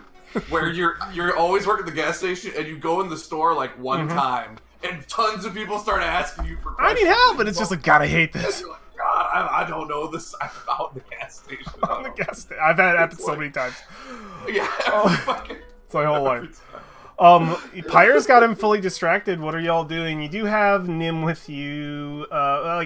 Nim's like behind you guys. You guys are probably like waiting in line to get to the ticket booth, so that you're right here, and one on the other side, respectively, on this other side. People are lined up. I imagine you guys are like right here. Pyre's a ways in, right down here, talking to. I'll make him a thug. Ooh. So let's drop a thug right I don't want. We didn't talk about this beforehand, but I kind of want to like try and pass Nim off to you guys with the bugbear ears while we're distracting this dude, and then later I could be like, "Where is my son?" Okay. And then I could try and get you. I will try to drag Nim with me. I'll hold him by the hand. You guys are gonna try to sneak past the thug together? Yes. They are. Well, I distract. Group stealth check between Nim, Soma, and Fung. Let it be better. Nim's good at stealth, right? You first. 7. Jesus Christ. Hey, that's a good average. That's a good looking You one. know, That's it's my 14.5 anniversary right today. there. I should be having like all advantages today because it's an anniversary for me being in this country, and I should be praised for Double being here. disadvantage. You get like an extra point. Yes. Like when we gave Kristen birthday advantage. I'll give you anniversary advantage. Thank you. Hey, Hey. All right. Roll well, again. This is terrible. Birthday. Go ahead and roll again. roll again. 12. Wow. Hey, that's better. Hey, that's Yep. a lot better. That moves the Yep. average up to 17. Happy Excellent. anniversary. Hey. Between So, the two of us, I don't know. Nim got a 19 with a 12 Okay. and a 22. You have That surpassed should be enough. what it Okay. takes, and you can find yourselves quickly slipping. Like you probably, I think you don't go right past the thug. I think the thug gets pulled away from his position as Pyre's probably like pulling him like here. Yeah, I'm like, which one? Who are you? What do you want to be to? And I'm like very specifically trying to like position myself so that he'll be looking like away from where Yeah, they're going. yeah. And the three can manage to sneak right past him, a 10-foot hallway. He doesn't notice the three moving past him just so diligently as you've got his attention completely, because he's just frustrated. He's like, listen, I don't know, oh god. And he's like, Mr. Lino, this just, and he's like trying to get attention, and she's just not paying attention, just going over, and he just says, oh, Mr. Lino. Let me check another. So if we could just, I want to see exactly what this stealth check is because it's pretty important. So 22 plus 12 plus 19, which is pretty good here. So it's a 20. So it's a 34, a 44, a 50. God, this is pretty high. A 53 divided by 3. What is 53 divided by 3? It's a high number. I can pull it out real Also quick. nice. 53 divided by 3 is 17. Yep. 17.66666666666. That's pretty good. Since it's 0.6 and not 0.5, I think you round that bad boy up. You do not catch the eyes of anyone here. From what you Man, know, good thing no one I follows didn't you. come with you. No one follows you. So yeah, you guys find yourself down a red velvet, pink wall. I would say pink. It'd be pink. There's a lot more pink than there is red, in places. But yeah, you would find yourself down a hallway in. Fuck, it's red. I like red better than pink. It's red. With red velvet sort of hallway. We would see just the very stereotypical to like the theater with sort of like the golden tan walls and the red velvet flooring, and then you would just see different posters on here of upcoming events, things people are supposed to see on their way out of different plays. And as you guys go down this hallway, I imagine, since it's the only way you're going, I want each of you to give me a poster from a movie, from a play in Forgotten Realms. As we're going down, I want each of you to describe to me one poster. Just give me a name and then tell me what's on the poster. And if you don't want to participate, you don't have to. This is just for fun. An upcoming event at the Pink play at the Pink Flumph. I'm trying to think of something. Oh my god. No. Something with Wicked, I would love. Something Yeah, with definitely. what? Wicked. Have you ever seen Wicked? Oh, something like Wicked. Oh, Witch's hat. yeah, we would see. Oh my gosh, yeah, we would see the tale of Baba Lysaga. We would see a witch. She's brewing over this thing, and we would see a place that we as players would recognize as Barovia behind her. But it's this beautiful, just sort of illustration, and we would just see greens, dark greens and grays and silvers forming a beautiful poster coming next winter. Ooh. I'm gonna see that. Definitely. Tale of Baba Lysaga. We're reviewing the posters as we go by. Josh and Tom, give me a poster. I think one is just titled Storm King's Thunder. And It's just it the has a free like it has our character. It has the Kristen answering and my character on it with the with the dragon in the background and the kraken in the back. With the dragon in the background. It's literally this. It's literally this. It's so cool. See it? Yeah. The Storm King's thunder. Is it becoming? It's based on a true story underneath. It's not a true story. It's by like we see it's by. What was Kristen's character's name? I can't remember. It's just called it True. It's true. True. Yeah. By the notorious writer, mysterious writer. True. Nothing makes fucking sense. Oh my god, it's gonna be like insane. It's gonna be like Shakespeare, that one where he's got like donkeys in the head and it's all like fucking crazy. Like technically everything is there. Everything is technically right. But it's all weird. Yeah, we would see that coming next summer. What give me one, Josh, give me a poster. So it's two figures, one standing up, very, very straight pose. It's got dark skeletal wings. And then kneeling on the other half of the poster is someone else reaching out like this. Mm-hmm. And it's all dark, and you don't see anything except the eyes of each of them. Ooh. Oh. So it's just silhouettes. And on the back is like some kind of like pastel clouds or something. What's like the title? Oh geez, Forbidden Love. Forbidden Love. Yeah, it's Forbidden Love. I would say it's not coming this autumn. Excellent. So we would pass these individual posters, and as you guys come towards the end of the hall, you would find that there is a singular door. It is it's beautiful wood, varnished door. It would probably have similar features of. You haven't seen any doors here yet. You've only just seen the ones you walked through, which were pink flumphs, like sort of embroidered or embossed onto wooden doors. Those were more metal doors that you walked through originally. This is a wooden door, that same pink flumph symbol, beautiful red varnish. And you would also notice a set of stairs leading out, and you guys are still stealthing, leading out into the main auditorium, which opens up into this very wide. Let me get the book description, make sure I'm not missing any cool shit.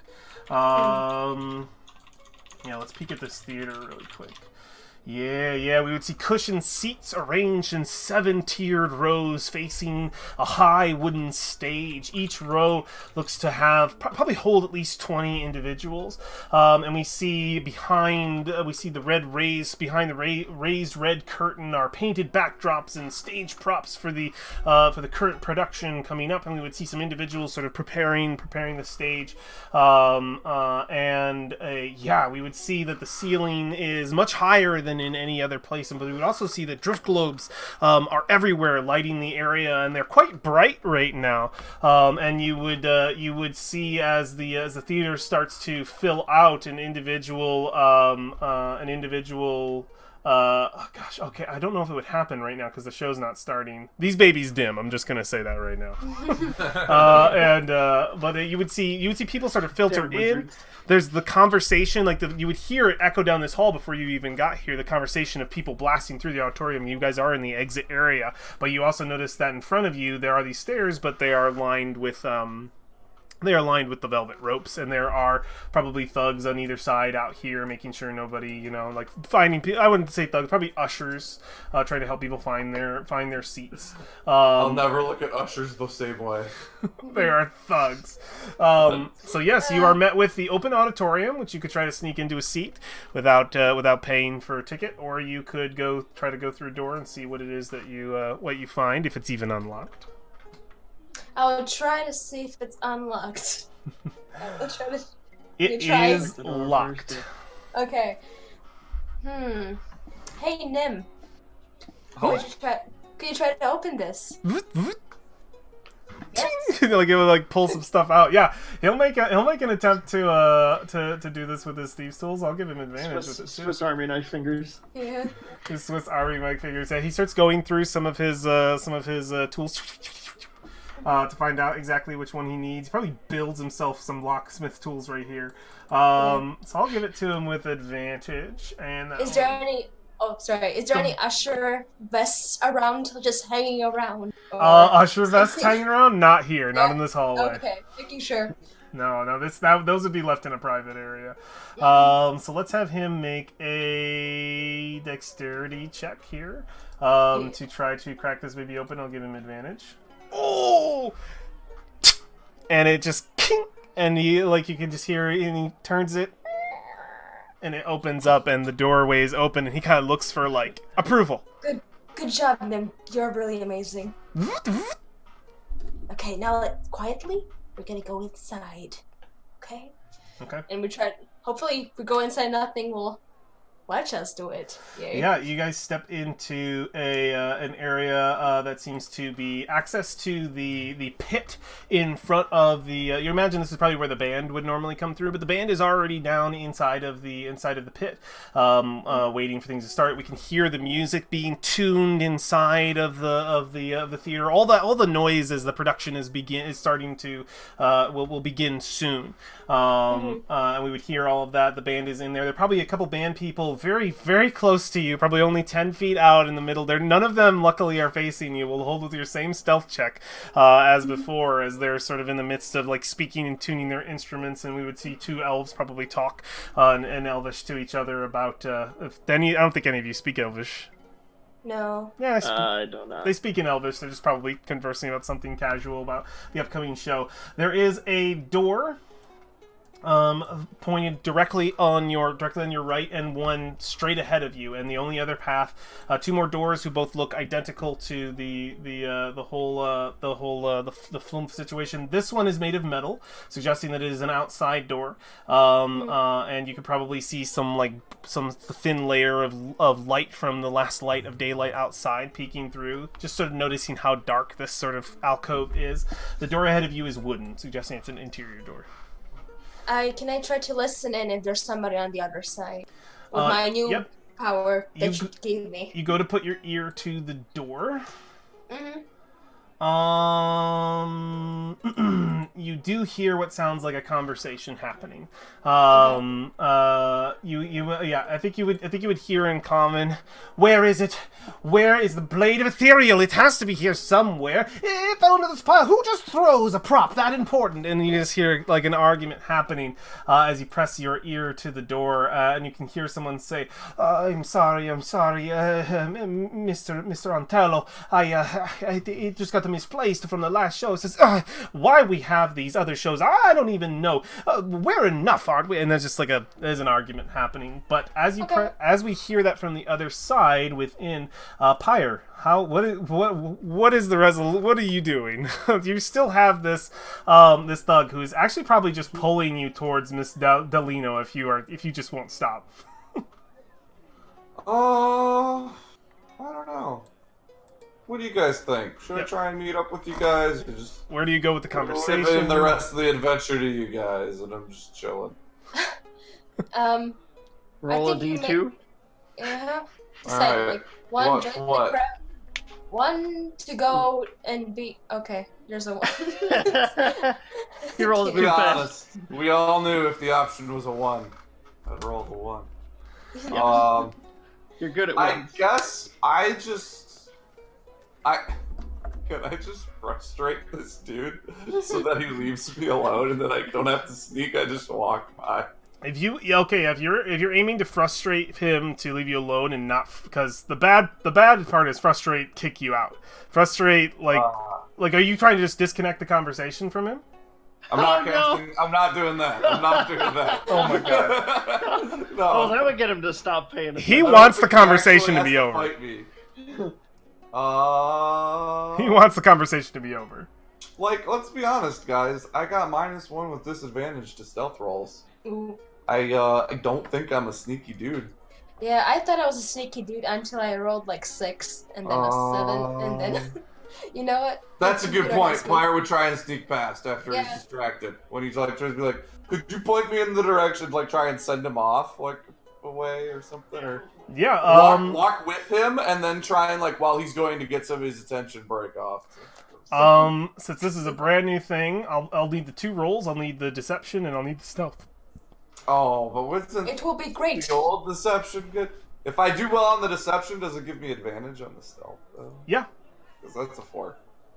You do not get advantage on the stealth. You have a normal stealth roll. And it is disadvantage if you're still in your armor.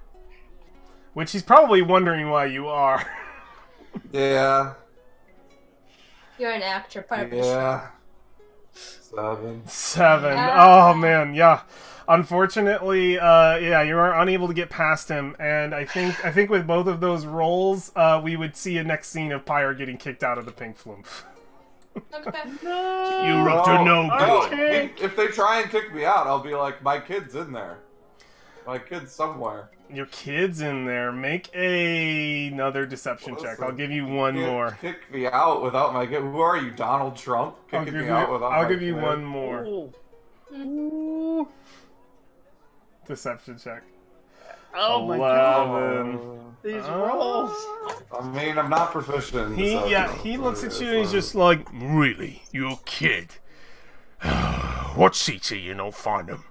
We haven't gotten tickets yet. He's in the lobby somewhere. I don't know where he is. You lost your child. You lost my child. And he's immediately like, well, he can't go far.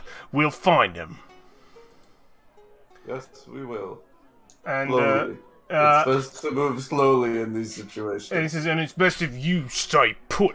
And he'll call over an individual, another usher, and he'll say, watch him. Make sure he doesn't go anywhere. I'm gonna find out where his kid is.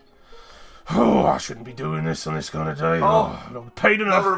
Never mind. I found him. I'm good. I'll see you later. And I just walk out. Before this dude runs into you guys trying to sneak around. Oh, you walk out, yeah, at which point he's just frustrated and he's just like, what? And he just, so what? Who's wrong with people these days? Just bothering people for bother's sake.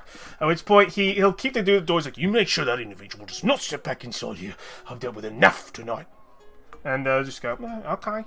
And yeah, he'll kill the theater will be down one usher. All right, so yeah, we see Pyre unfortunately unable to get inside. I'm gonna come back to you, Pyre. I'm gonna keep asking what you're doing unless you don't want to do anything. Casing the joint for another entry. Another entrance. Yeah. This is perfect. First, I want to make an investigation check to see how long it would take you to case the joint for another entrance. Why do you make me roll? Take 10. Because you're playing Dungeons and Dragons. One. Why can't you just let me win at everything? I can't let you win at everything. Pyre's having a rough day. Yeah, you are stuck out in this crowd for a while. Like getting inside the pink flumph seems quite difficult. I think with that, I will come back to you in a minute, Pyre. But I'm about to just storm the gates and just kill everyone. You'll find yourself in jail very quickly. I'm gonna go murder hobo. Murder hobo activated. His eyes go red. And my rolls aren't high enough. Die. That's the way it works. Try and not fight things. You roll like shit, and then you just kill everything. It's just bad luck. You're fine. All right, Fung, Nim, Solma, you guys are still hidden in this area. I will say if you make an action in this room again, like trying to open this door, it will take another group stealth check, as you are now in an area that is going like populated just a few feet away. What would you like to do? I'm thinking, how long does someone know that the show's gonna start for it to dim down and maybe like go dark? You see the lights blink. Mm-hmm. Yeah. The standard, it's for the 5-minute warning. People are starting to pour in, getting their seats. You can see tickets and people trying to just get where they're going. The curtain comes down. Okay. The band is getting ready. If I look up, we're not still in the part where I could see, like, the upstairs where people, like, usually have the light system and stuff like that. You can't see up here. You are in, like, it is it's like your standard, like, side chamber, like your roof is, like, sort of probably only 10 feet above your head. Got it. And probably less, probably more like 8 feet above your head. You are in a side alcove, a hallway of sorts that people use to sort of get around. This metal door also has a lock on it on this side. I'm thinking, can I still hear the argument behind it? Over here? Oh wait, what argument? Behind this door. The argument behind there. It dims away pretty quickly. But you did you make a perception check last time? No, I didn't. Go ahead and make one for me real quick. Unlock the other door just in case I come through it later. Okay. Okay. Him unlock every door in the hallway. Unlock every door. You said perception? Yep. Okay. Hey. 20? Hey! 20, yeah. You can hear people sort of go in and out and in and out. It's quite a busy chamber, but you can hear what sounds like actors, and you can hear what sounds like there's a lot of like picking up of things, like fiddling, slamming down onto like tables, like people getting together, and you can hear a lot just like, it's my armor tight. Can you just get it a little bit there, and then it's just like you can hear it's like almost sounds like a last minute like prop prep room kind of thing. Okay. You can hear on the other side. People are like in and out, but as the show draws near, you would start to hear less and less people in this room. Okay. I would probably like try wait for a moment when it like quiets down to maybe try to see if I can open the door, and if not, I will ask them again to try to maybe unlock it. So, is it opened? Yeah. You wanna try to have Nim unlock it as the show starts? Yes. So when the orchestra is like tuning in, maybe let him do it then, so nobody can hear anything. Yeah. The other side of the door would start to it would become quite empty quite quickly as the first act of the play begins, and we would start to hear the music of the orchestra play as the story begins its first act. So let's get some music here for that. That music that we had up last time will do. We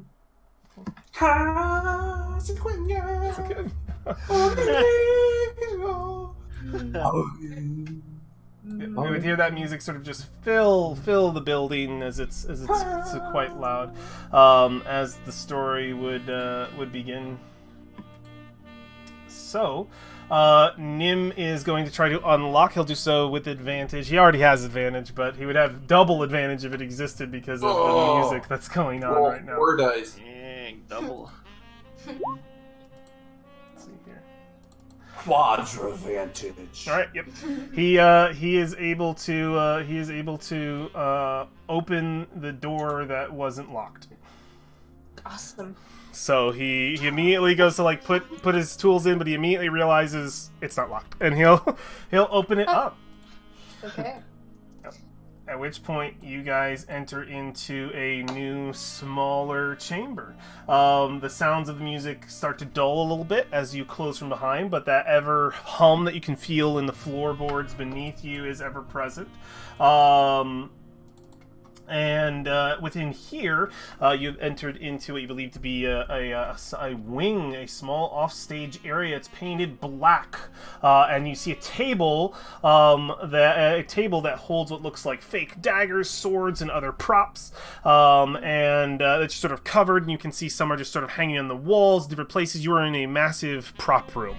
The walls are dark, and I would say that this door over here is creaked open, along with this door over here. They're both like slightly open, and you can hear in the room beyond, which has sort of a green light coming from it, what sounds like actors, individuals practicing lines. Just like you could just sort of hear like the going ons in this room over here, and then over in this cracked door, you can see it leads to the stage. The light sort of like coming through the crack itself, and you can even hear the footsteps of people sort of shifting their whatever kind of props are on the stage. You get that anxiety feeling of you are surrounded. Both of these doors have people in them. There are people moving around. Anyone could step in this chamber at any time. I'm actually going to change the music because we're in a little bit more of an intense situation. Hide the props like a kid at a fucking. Are there any bars or beams on the ceiling? Store. Any what? Hide in the racks. Are there any bars or beams like across the ceiling? Yeah, there definitely are. Probably holding up like you mean like support beams? Yeah.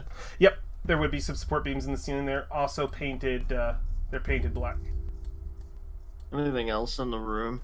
Other than what I just described, it seems a chamber that holds only for props. You can see that there's a couple of things like armor and some other stuff, but it's not a full dressing room area. It's just for like actual like metal props or wood props to have on. Any chests or anything like clothing chests or no. You imagine that no wardrobes? No, that this is not a dressing room. This is a prop room. Okay.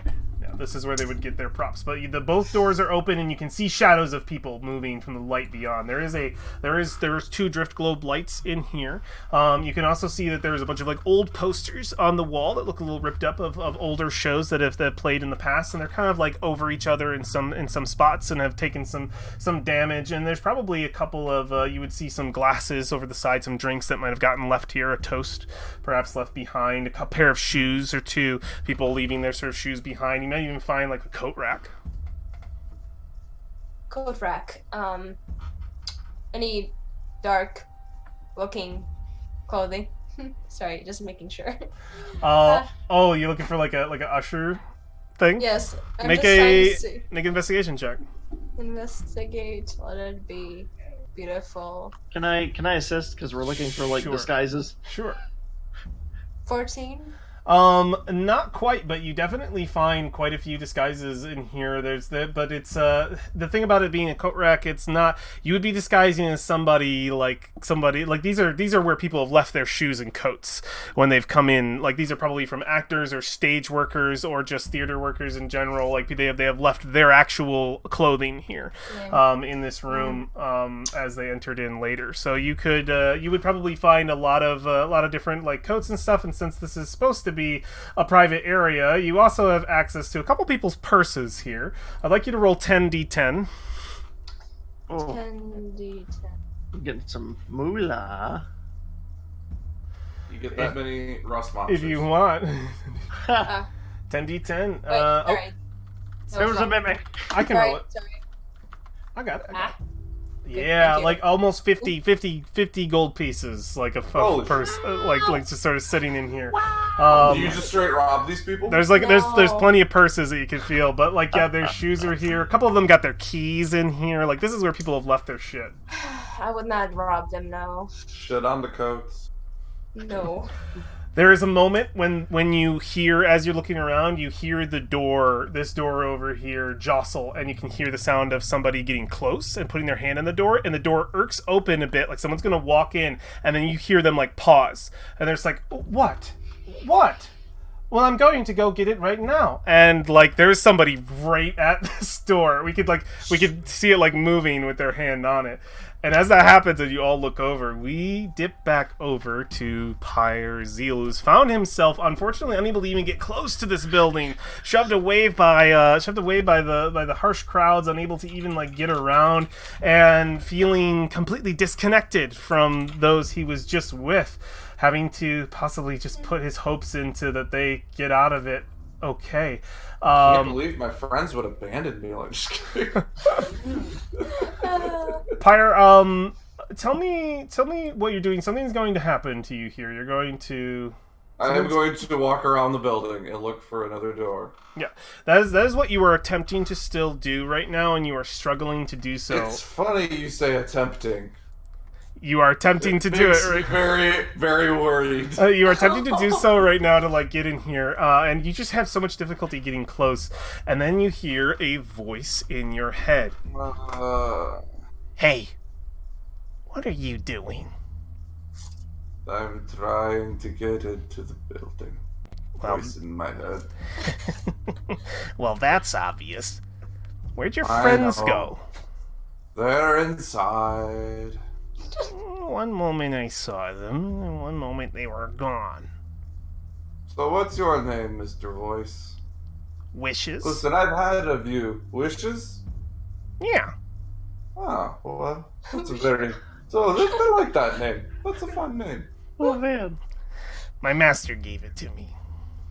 Oh, you know, I don't know how I feel about the word master, but what's going on with you today? Nothing. Just making sure the Flumph runs okay. But you concern me. What's concerning about me to you? Some sneaky stuff going on in the... You're the one talking in my head. That's some sneaky stuff, if you ask me.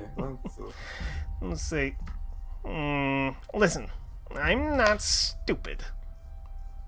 Why? I never said you were. You come in here, armored up.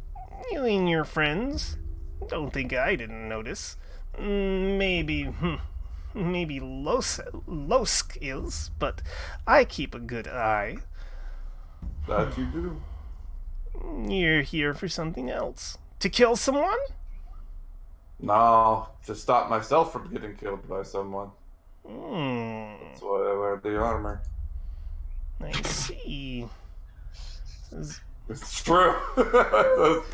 Not wrong. I mean, Listen, not wrong, I guess. listen. Let me level with you. It's real easy to tell that you're trying to get in here. Trying to get that's the first thing I told you. pass. Well, pretty much. But you're not here to see a But, show, are you? Well, I would. It's not that I don't want to see the show, actually. It does actually sound very interesting. But, It's a maybe good one. Another time. Maybe another time. What can you do for me, Wishes? What can I do for you? If you want me to leave, I'll leave. If you want me to hang out, maybe we hang out a little bit. You're interesting. I have to say, I've never seen You're any... not the first voice in my head that's told me that this week. I'll tell you You that. hear voices in your head often? Okay. Oh. Oh no. Oh, must be troubled. Well, I've met my fair share of troubled individuals. Yeah. Hmm. I'm like looking underneath my shoe now. Like, did I step on him? Like, where is this thing? Don't worry, you won't find me. I'm quite hidden. Alright, well, I'm gonna do my thing. You can do your thing. It's been good talking to you, Wish. Well, perhaps maybe if you were to tell me what it is you are doing here, I might be able to help you. First, of Do course, you I'd want have the to truth? know what it is you're doing. Listen, I'll give you the whole truth. Oh, you nothing but the truth. If you promise me, you'll help me after I tell you. I don't make any promises. You tell me, and I'll decide what I want to do about it. I don't know how I feel about that then. I think you'll have to feel the way you feel about it and just deal. Alright, you ready? You ready for it? You ready? It's a long story. Shorten it up. Alright, I'll give you the abridged version. Give me the quick and easy. Yeah. I'm trying to meet my friends.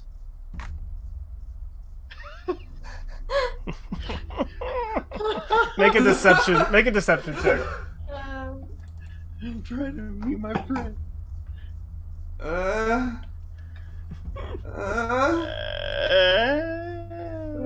He says, "Oh, you're funny."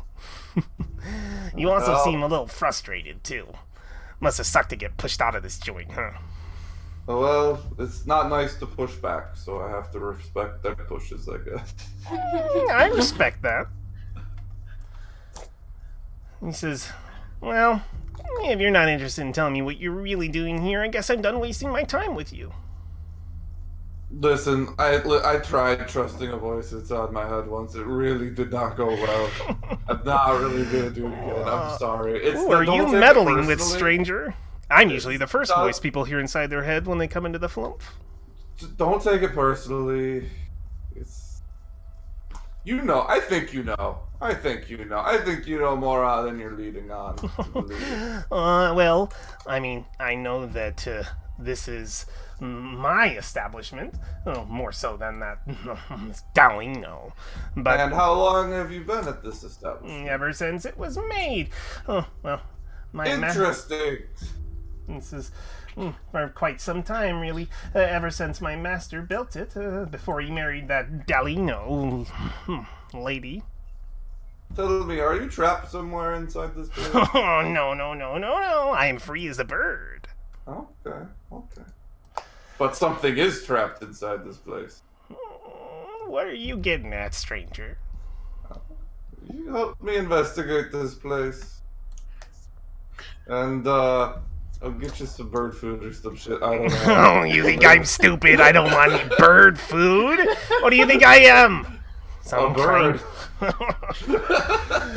Oh, don't call me a bird, stranger. I don't said call you you were a... like a bird. So Well- I say you're a bird. Well, you're like a candle. Can I call you that? Alright. When you put it like that, I get it. Respect earns respect. I didn't catch it. I thought you meant... I took it a little too literally when you said free like a bird. That you were, like, actually... Bird. I feel quite safe not revealing exactly what I am to you until I understand more of why you're here and what you're doing. You think something's inside the Flumph? What? Other than the hot girls. Take him or leave him. Okay. Well, I'm just trying to make my way through these people here, and then I'm going to go inside. If you got anything for me, let me know. Do you have any magic items or anything on you that looks like And valuable? I don't. The one magic item I have on me. What is it? Oh, It's the Stone of Galore. the Stone of Galore. And you know we don't have it yet. You know not we've wrong. gotten 0 magic items. He says, well, for the meantime, I'll just keep an eye on you then. Wait to see if you do anything more interesting. Yeah, me too. Are you continuing to try to get inside the place? Yeah. Make another investigation check. Oh god. Oh. This I'm is to get there sorry, quickly. If you want to take a I flat 20, you'll accidentally be there in closed a couple room minutes. 20. My character sheet's not loading now. One sec. I'm just gonna run d20. Okay. Not t20, not -1. That's equals 1. Please no. That's 11. 11. Yeah, it'll take you a while before you can find a side doorway. Probably about 5 minutes before you can cut through and find 2 doorways, in fact, over here. And you continue to hear that voice in your head. What you doing? I'm looking at these doors over here. They're locked. Probably gonna. I'll knock on somebody to come unlock them then. I knock on both the doors. Pung, pung, pung, pung. All right. Inside, since you guys had to wait for the show to start, you would hear a big perception check, Solma and Fung. 3. Oh, We're man. so bad tonight. Open up, police. So bad. It's not fair. Fung, since you're closest to the door, you would hear just a very, light knock. Boom, boom, boom. Come from the, I'm not knocking lightly, I'll tell you that. Okay. Boom, boom, boom. You can hear it just barely over the music from over here. So. And immediately, I think you guys, so Soma wouldn't hear it, Nim wouldn't hear it, but this door immediately was about to open and it stops. She goes, "Who's at the door? Oh, is that Carlton? Is he late again? I'll go berate him." At which point, we hear that person who's about to open that door step away. Do I hear that? No, that is deep. That is deep inside. What do you guys do, Fung, Soma? So I just hear a knocking. Yep. That's it.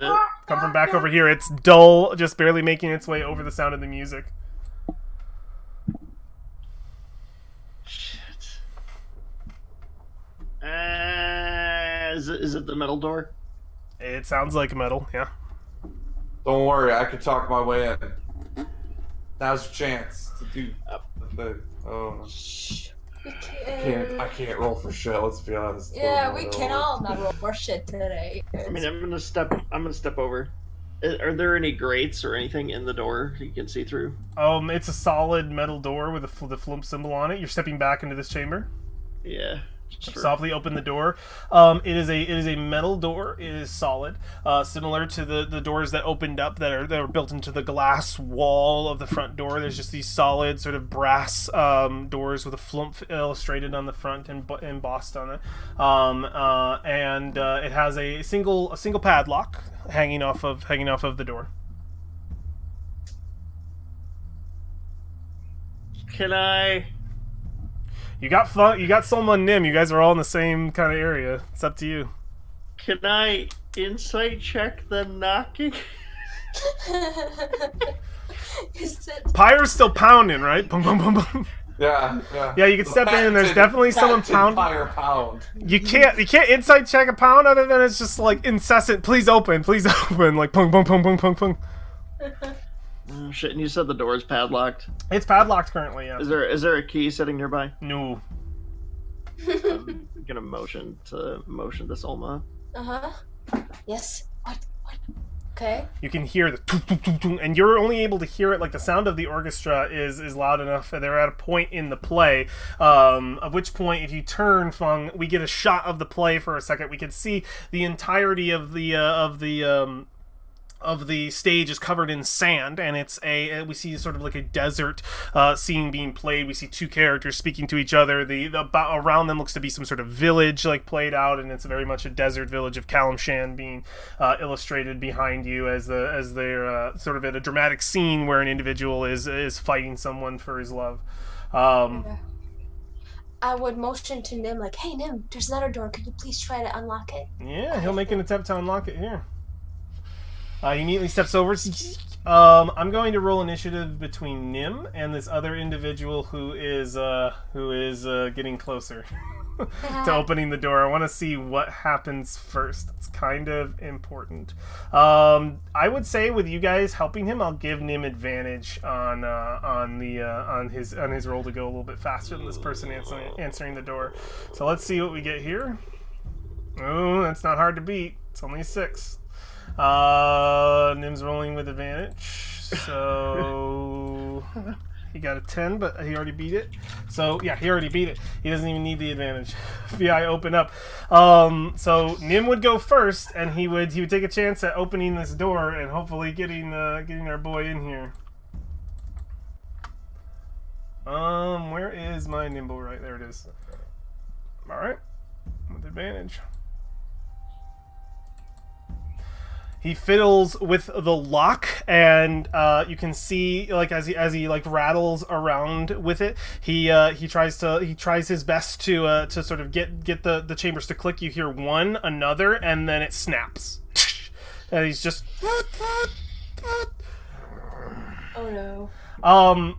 Pyre, this door here swings open, and as it swings open, you see on the other side an individual, a half-elven woman. She looks. Oh, can I? It's Rodaro. Hey! Can't actually From the dead. look at this. And now I play both of them. We got it. You see a half-elven woman with dark hair, a single silver stripe going through, and she's wearing. You could tell that she's a woman, but she's dressed to be a man. She has like a goatee kind of situation going on. She's got sort of a prince's outfit, and she'll open the door and she'll just say, "Carlton, I swear." Who are you? I said, am I too late? Am I too late? At which point? Yeah, go ahead and say. Too late for what, stranger? For the show, I'm supposed to fill in. I know it's last minute. They called me. I know my friend couldn't make it. You hear a voice inside your head. Quite sly. I wonder if she'll believe you. Go ahead and make a persuasion check. Persuasion? With disadvantage, because she's never seen you before, and she's looking you up and Persuasion down like, I know everybody. Plus 5 with disadvantage. Disadvantage. By the power of Grayskull, I have the power! It's 20. It's a 20? Whoa. Oh my god, nice. 20 with disadvantage. Yeah, she looks at you and she just says, "You really don't look the part that Carlton's going to fill, but I imagine that if he's not here, then fine, get in here." And she'll pull. Better than nothing, right? Listen, I'll see what I can find to help dress me or something. Tell me where are the fitting rooms? Pulls you in over here, and she's immediately pulling you in. At which point you hear a voice inside your head like, "Oh, you are a quick one." And everybody else here's Pyre, right? Hey. Yep, well, on the outside, make a perception check to those who are inside. It's a metal door. It might just sound like 5. Nope. Make a perception check, Funk. No! You have no idea who it is! I don't care about the roll right now. I'm pulling out my DM thing. Nim will get this thing unlocked and opens the door and nobody's there. It's just empty. Huh. Pyre tries to keep talking fast and is like, listen, there's clothes left in the... Yes. I We know, have an I open just- I'd like to dressing go room. check. Carlton's If I can dress. check a few of them. Alright, thank you. So No, I can take you to Carlton's dressing room. It's right over here. He has his outfit. You're going to have to get in it. Now remember, you are playing the daughter of the city guard, the captain of the city, or not the yeah, you're playing the daughter of the captain of the city guard. You got the hair going for you, so at least that works out. But your build is a little bit much. I imagine we'll have to. I don't get some looser clothes. I trust me. If there's one thing I know. We're gonna keep how you to on the work my side. wardrobe. We're going to keep you on the side. Do not face the crowd. We do not want them to see how well muscular you are. Do you have an extra script on you? I just want to go Right over here, it. of course I do. Thank I you so always much. do. And you can hear some people calling over to her immediately as she leaves you at the door, and they'd say, yeah, look, we need help. Christine, she can't get her dress zipped up. And say, oh my God, I am supposed to be the lead in this play, and here I am helping people. We need directors. Where is Miss Dalino? And says, she's at the front greeting customers. And says, at which point she'll just say, listen, get in here, get dressed, learn your lines quickly, okay? You have 30 minutes before Act 2 when you come in, so I need you to memorize those lines, pages 77, 144, and 216, okay? Listen, sister. This isn't my first rodeo, alright? At least Carlton has the decency to hire somebody in his place who's good. You have to prove yourself tonight, so you better be good, or else Carlton's ass is on the line. And she goes down. She moves down. Alright. I look inside the room. Yep. You go inside the room. So looking down this hallway, so the first thing you stepped through when you were pulled through, because you saw these things pretty quickly, is a green room. You immediately saw a trio of mismatched couches, stained beige rug. You see the main features of this room. The walls are covered in green paint, light green paint, and you step through basically a bunch of actors congregating. When they're not on stage, a couple of them sweating, just like, oh, there's a rough crowd out there today, and just see you kind of like dump through this hallway is filled with people. Some people in the middle of getting their dresses. They've got their dressing rooms open. Imagine just a constant chorus of individuals kind of walking down. You step inside and you can see that it is a 4x4 so square room, or 10 by 10. You can see that there is sort of a dressing area that is like a cutoff with like a curtain. You can see there's a bunch of costumes on there. They're all for women. And you can see there is a vanity. There's some makeup. There's basically everything you would expect in a regular dressing room. There is it's carpeted, velvet carpet. Alright. There's not 3 dragon heads in it or behind the curtain, right? No, you don't see anything here, but you do hear. What are you looking for? Listen, I'm looking for 3 dragon heads. They're my friends. We go way back. Dragon heads? Why are you looking for dragon heads? A little birdie told me they're cool. Well, dragons are pretty cool. Yeah. You can hear some like pride behind that. Alright, well, I'm gonna feel free to jump over to them because I'm gonna get ready. I'm gonna get in costume. Okay, yeah, you get ready. So Solva, Fung, Nim, what are you guys doing? The green room is ever present with individuals who are always there. This room, the room that you're in now, nobody goes into yet. But I imagine there has to be a moment though when you guys are out in this alleyway where somebody does step through this room and come back out, like just nimbly dodging somebody, grabbing something, but it empties out pretty quick. Just one guy, sword. There we go, and he leaves. And this room is empty again. Okay. So at least we have an escape route if we need to do it. I have no ideas what we could do. We can just just go in and pretend like we're part of it, just like we're busy. You do not hear much going on over here as the first act goes into its second part. Yeah, we don't want to go on the stage. There doesn't seem to be a lot of footprints over here. You can see that it is behind the curtain, where this is. This room is ever full of individuals, and you can hear the la la la la la, just the practicing happening. Okay. Ideas. I feel like I've been leading this. No, whatever you guys want to do. I mean, we don't want to go in the dressing room. No. It's probably a bad idea. And the stage is now. Pyre's already like trying to pretend to be part of the production, so Yeah.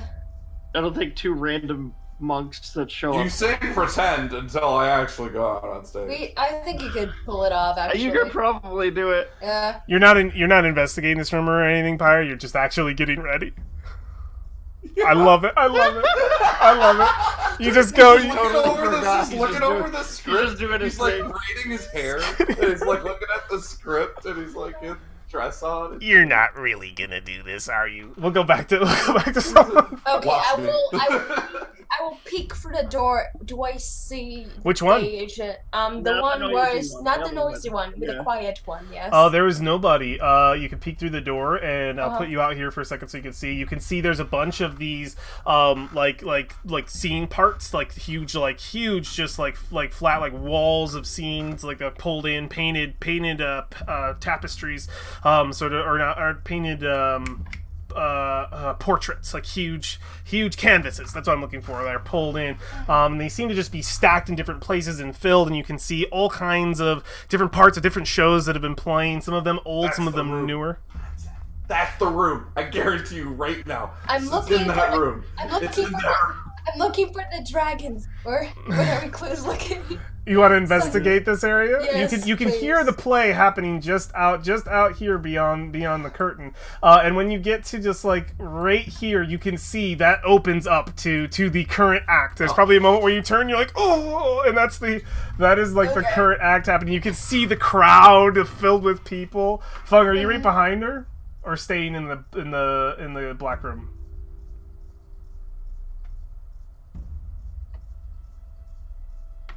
Fung? Sorry, my audio is acting very strange. What Can did you you hear me? say? I Yeah. asked if you were following Soma onto the. Oh yeah, no, I'm totally sticking close to Soma. I don't. It's splitting up in here would be a bad idea. There is no room for Nim. Make an investigation check for me though, Soma, really quick. Nim is stuck in this room right here. Do you want advantage 5. with Fung helping you? Sure, 10. Because of No, you get to roll again. You gotta Okay. turn it off. 19. The Thank only God. other way out of here is a door, right here. That seems to be Uh-huh. currently closed. Okay. Doesn't look locked or anything. It doesn't look locked. Can I? So Soma doesn't need to move. Can I check it? Yep. You want to check it with Nim kind of coming in behind you, closing Peek, that door? Peeking. Do I hear anything on the other Yeah, side of you the do. door? You can hear what sounds like you can hear the same sounds from the green room, but at the same time you can hear just sort of like the individual. You can hear people like talking, like "Zip me up," like "Well, you'll get." It's like, wait, I can't remember my line on page 16. What is it? It's just like How do you not know your lines already? Come on, guys, get together. Come you on, hear come on. Pyre. Someone zip me up. Zip me up. Zip me up. I'm zipping you up. I got you, zip.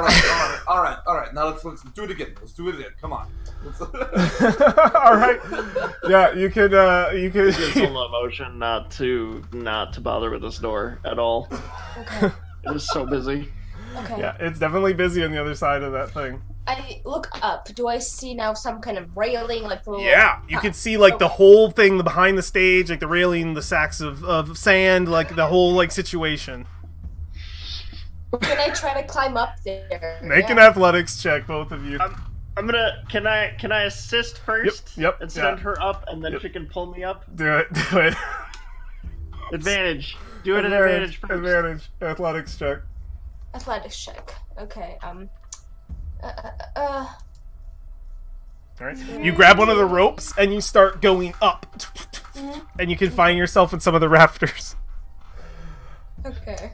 Fung, are you gonna try to get up there? And Im's kind of looking like. I will. How Can I- Yes. how heavy is Nim? Yeah. Nim? Probably weighs Pyre about probably 160 pounds around there. Pyre was able to have it on the shoulders, so I would assume The that shoulder's magically- fine. He's also a paladin. You know, we could be positive. We're strong. As well, no, we're not. Okay. Well, okay, so if I get Nim to like backpack me, can I climb up this thing? Or- Yes, you could make an athletics check with disadvantage. Can I send my rope that I carry with me? The ropes are already Okay. there. Can she assist me by pulling me up Yeah. and normalize the roll? Yeah. First, I'll make a strength check, someone, to see if you can do anything there, because you are Okay. dealing with quite a heavy load. I want to see if it would even do anything to help. Okay. 17. Nice. Yeah, you can. Nim, so Fang, you can make a roll at normal.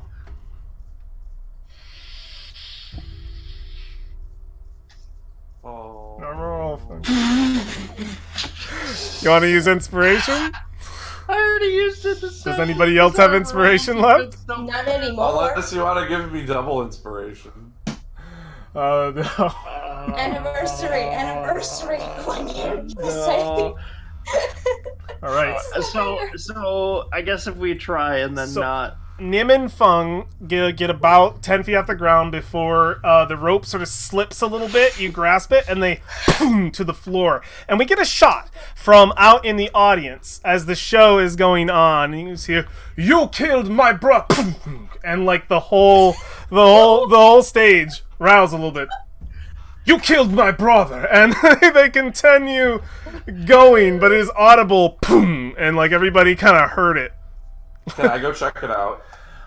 Yeah, you can, Pyre. There was like an audible pung, and then you can hear everybody in the back just like, "Oh, I hope a scenes thing didn't drop. Like, get some people out there." Blah, blah, blah. I'm like, don't worry, I'll check. I got this. I'll check on it. And Yeah. I open the door. There they are. and There they are. I'm like, what are you doing? You're not even in costume. Come on, with me. And I just kind of grab the. Make a stealth check. Pyre, Fung, and Nim. A group stealth check to get you guys out of here without anybody noticing. To get them through. I am still up there, yes? On the Yeah, right. you're up there. You are up there 30 feet. The 8 and the 23. Ooh. 8 out of 23. Let's see what our boy gets here. Nimble, all right. Natural 20. 16.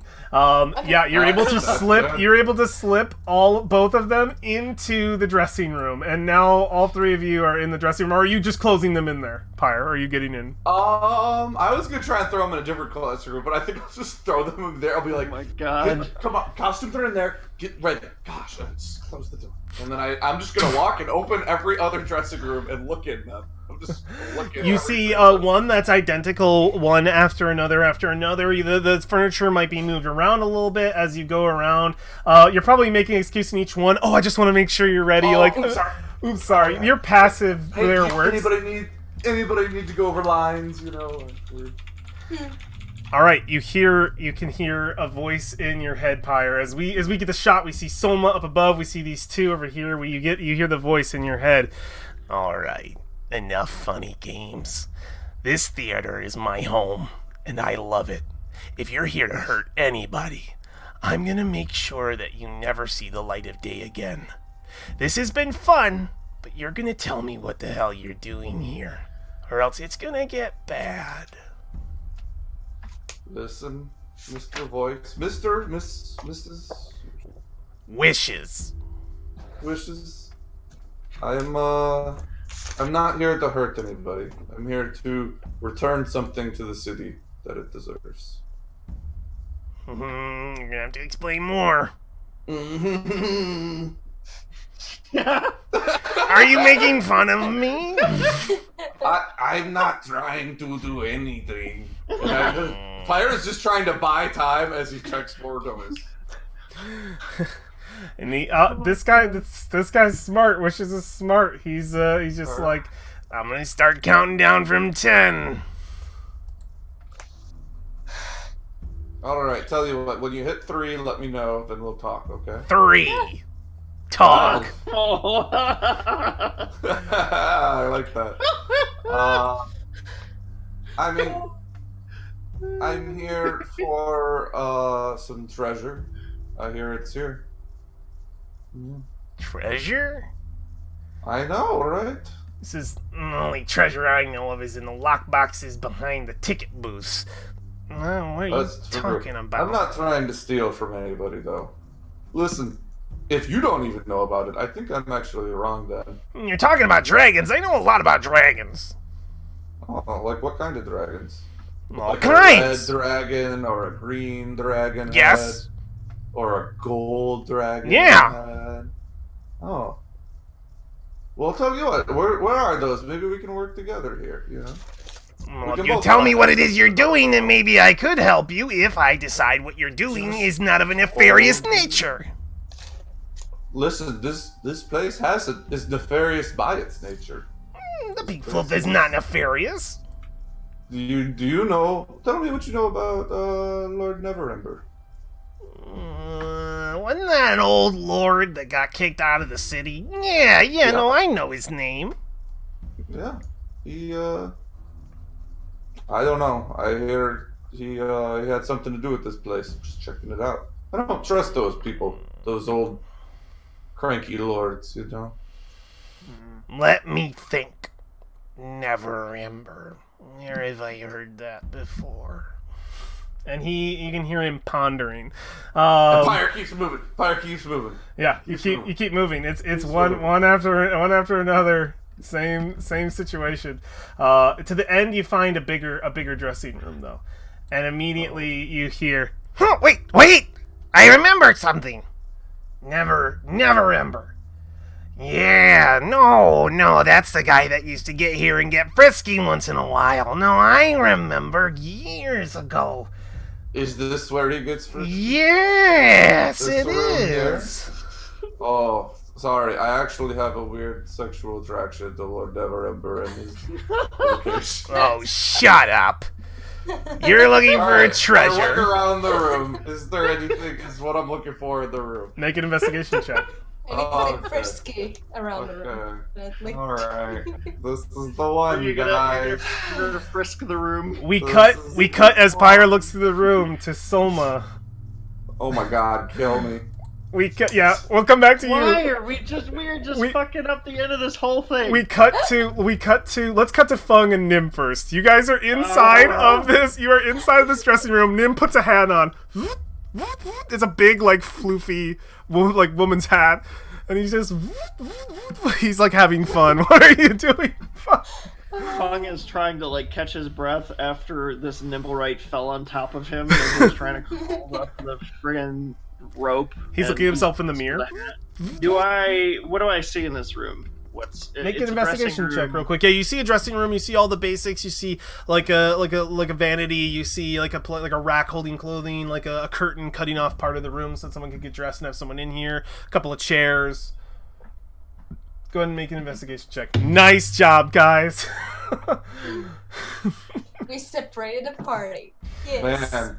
Solbo. Dungeons and Dragons is such a well-made What game. is What a Shut great up, you resolution fucking mechanic. The D20 is a wonderful resolution. Holy Jesus Christ. Oh my god. We don't like to fail in our games. Solma, what would you like Listen, to you do? can fail You and know have what? fun. It's I okay ran to a fail, successful right? I ran a successful mystery game this Sunday on a different system Oh, that yeah. let you fail and have fun. Unfortunately, we're Great. playing Dungeons and Dragons, your least favorite Ah. system. I'm sorry. Ah. You have to suffer because you chose to be here with me because you like me. All right, Solma, we spot you up above in the rafters. What are you doing?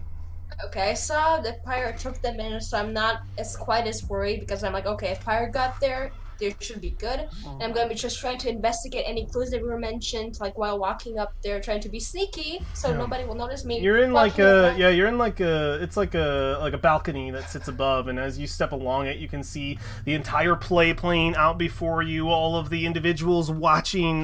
Make a stealth check for me. Yes, I can do the Phantom of the Opera since somebody like on the rope hanging. Yep. Sorry. Yep. Sorry. So you By said the in- way, Pyre looked wonderful when you Oh yeah, he looks Oh. great. He's on point. He looks Okay, great. I'm like, you said stealth, yes? Mm-hmm. Nice. 18. Very, very nice. jeez. Yeah, you are unnoticed as you make your way around here. There's nobody up here right now, but you can see many stagehands moving about around here behind this piece of scenery, as they go about trying to like get everything in order for the next act, getting everything ready. You can hear the play still going on now. There's some gasps in the audience as an individual is killed during the story. What are you looking for up here, Solma? What are you trying to do? What's your goal?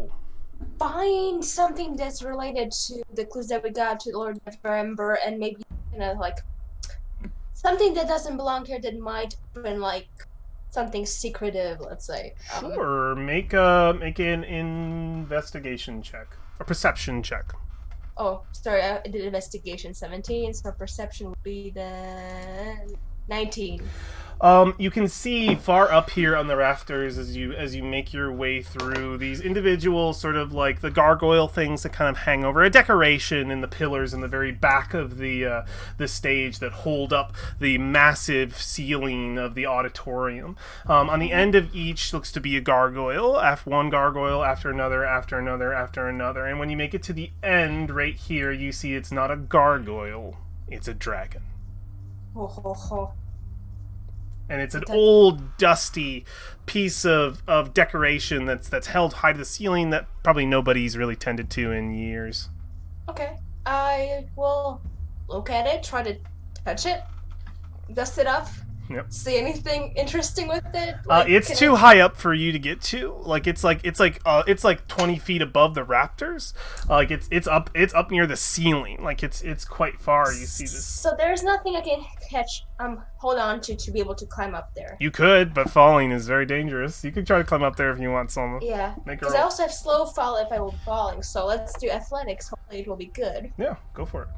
It will be a 16. Yep, you can climb your way up to it. It's a very sort of dangerous situation where you're just sort of on a rope that's just on the edge, so close to this thing. And you see it is a stone statue of a dragon, well carved. And you just want to like investigate it, see if anything about it is weird. What are you doing? Like I just want to see like there's like this. It's like a statue coming out of the wall. Yes. Yep.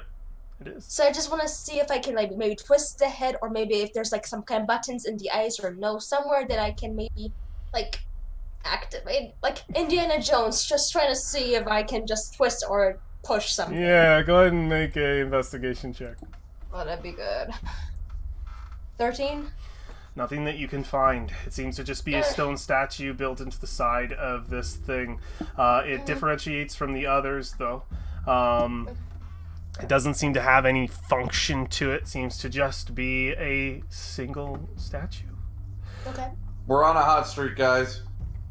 Quickly, I just want to grab Nim and Fung and pull them into the room I'm in now. I want to just grab them and I'm just going to pull them. I don't care if people see. You walk in, Nim and Right. Fung, who's disguised, and Nim's fully disguised. I imagine Fung is still catching his breath. I don't even recognize Nim. I think. Give him a second look. Fung still looks to be in the same wardrobe he was in before. I'm like, all right, guys, let's go. I think we got something. Let's go. This way. All right, make a group This way. deception check for me. Can I grab You want to grab something?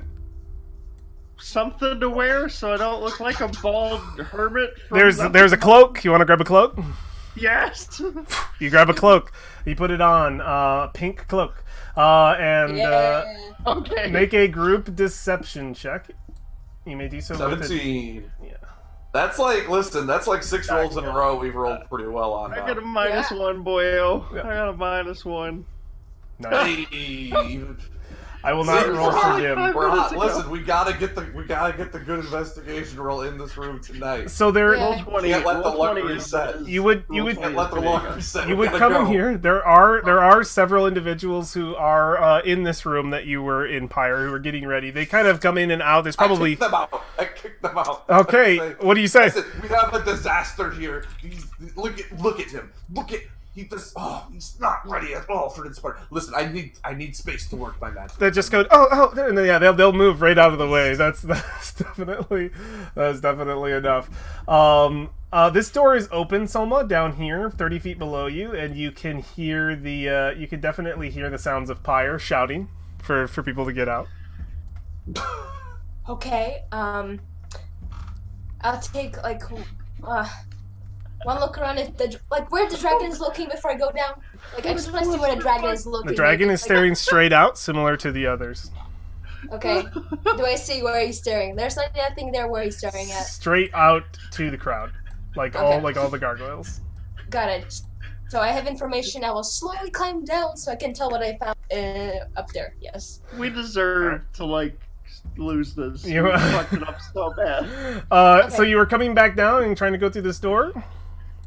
I will peek it first before I go. Make a stealth check. You are back down here, surrounded by a bunch of people. Here we go again. I don't know who she is. I've never seen her. Yeah, you climb down from the ropes, and I think it would be impossible for an individual not to catch you as you roll right down. You'd immediately be stopped by what looks to be a halfling, still in garb similar to the individuals that you saw on the front of the it looks like this is a person from the last show who's in the middle of helping the backstage, and look up at you immediately. Someone's like, excuse me, he points up and he's just like, where who are you?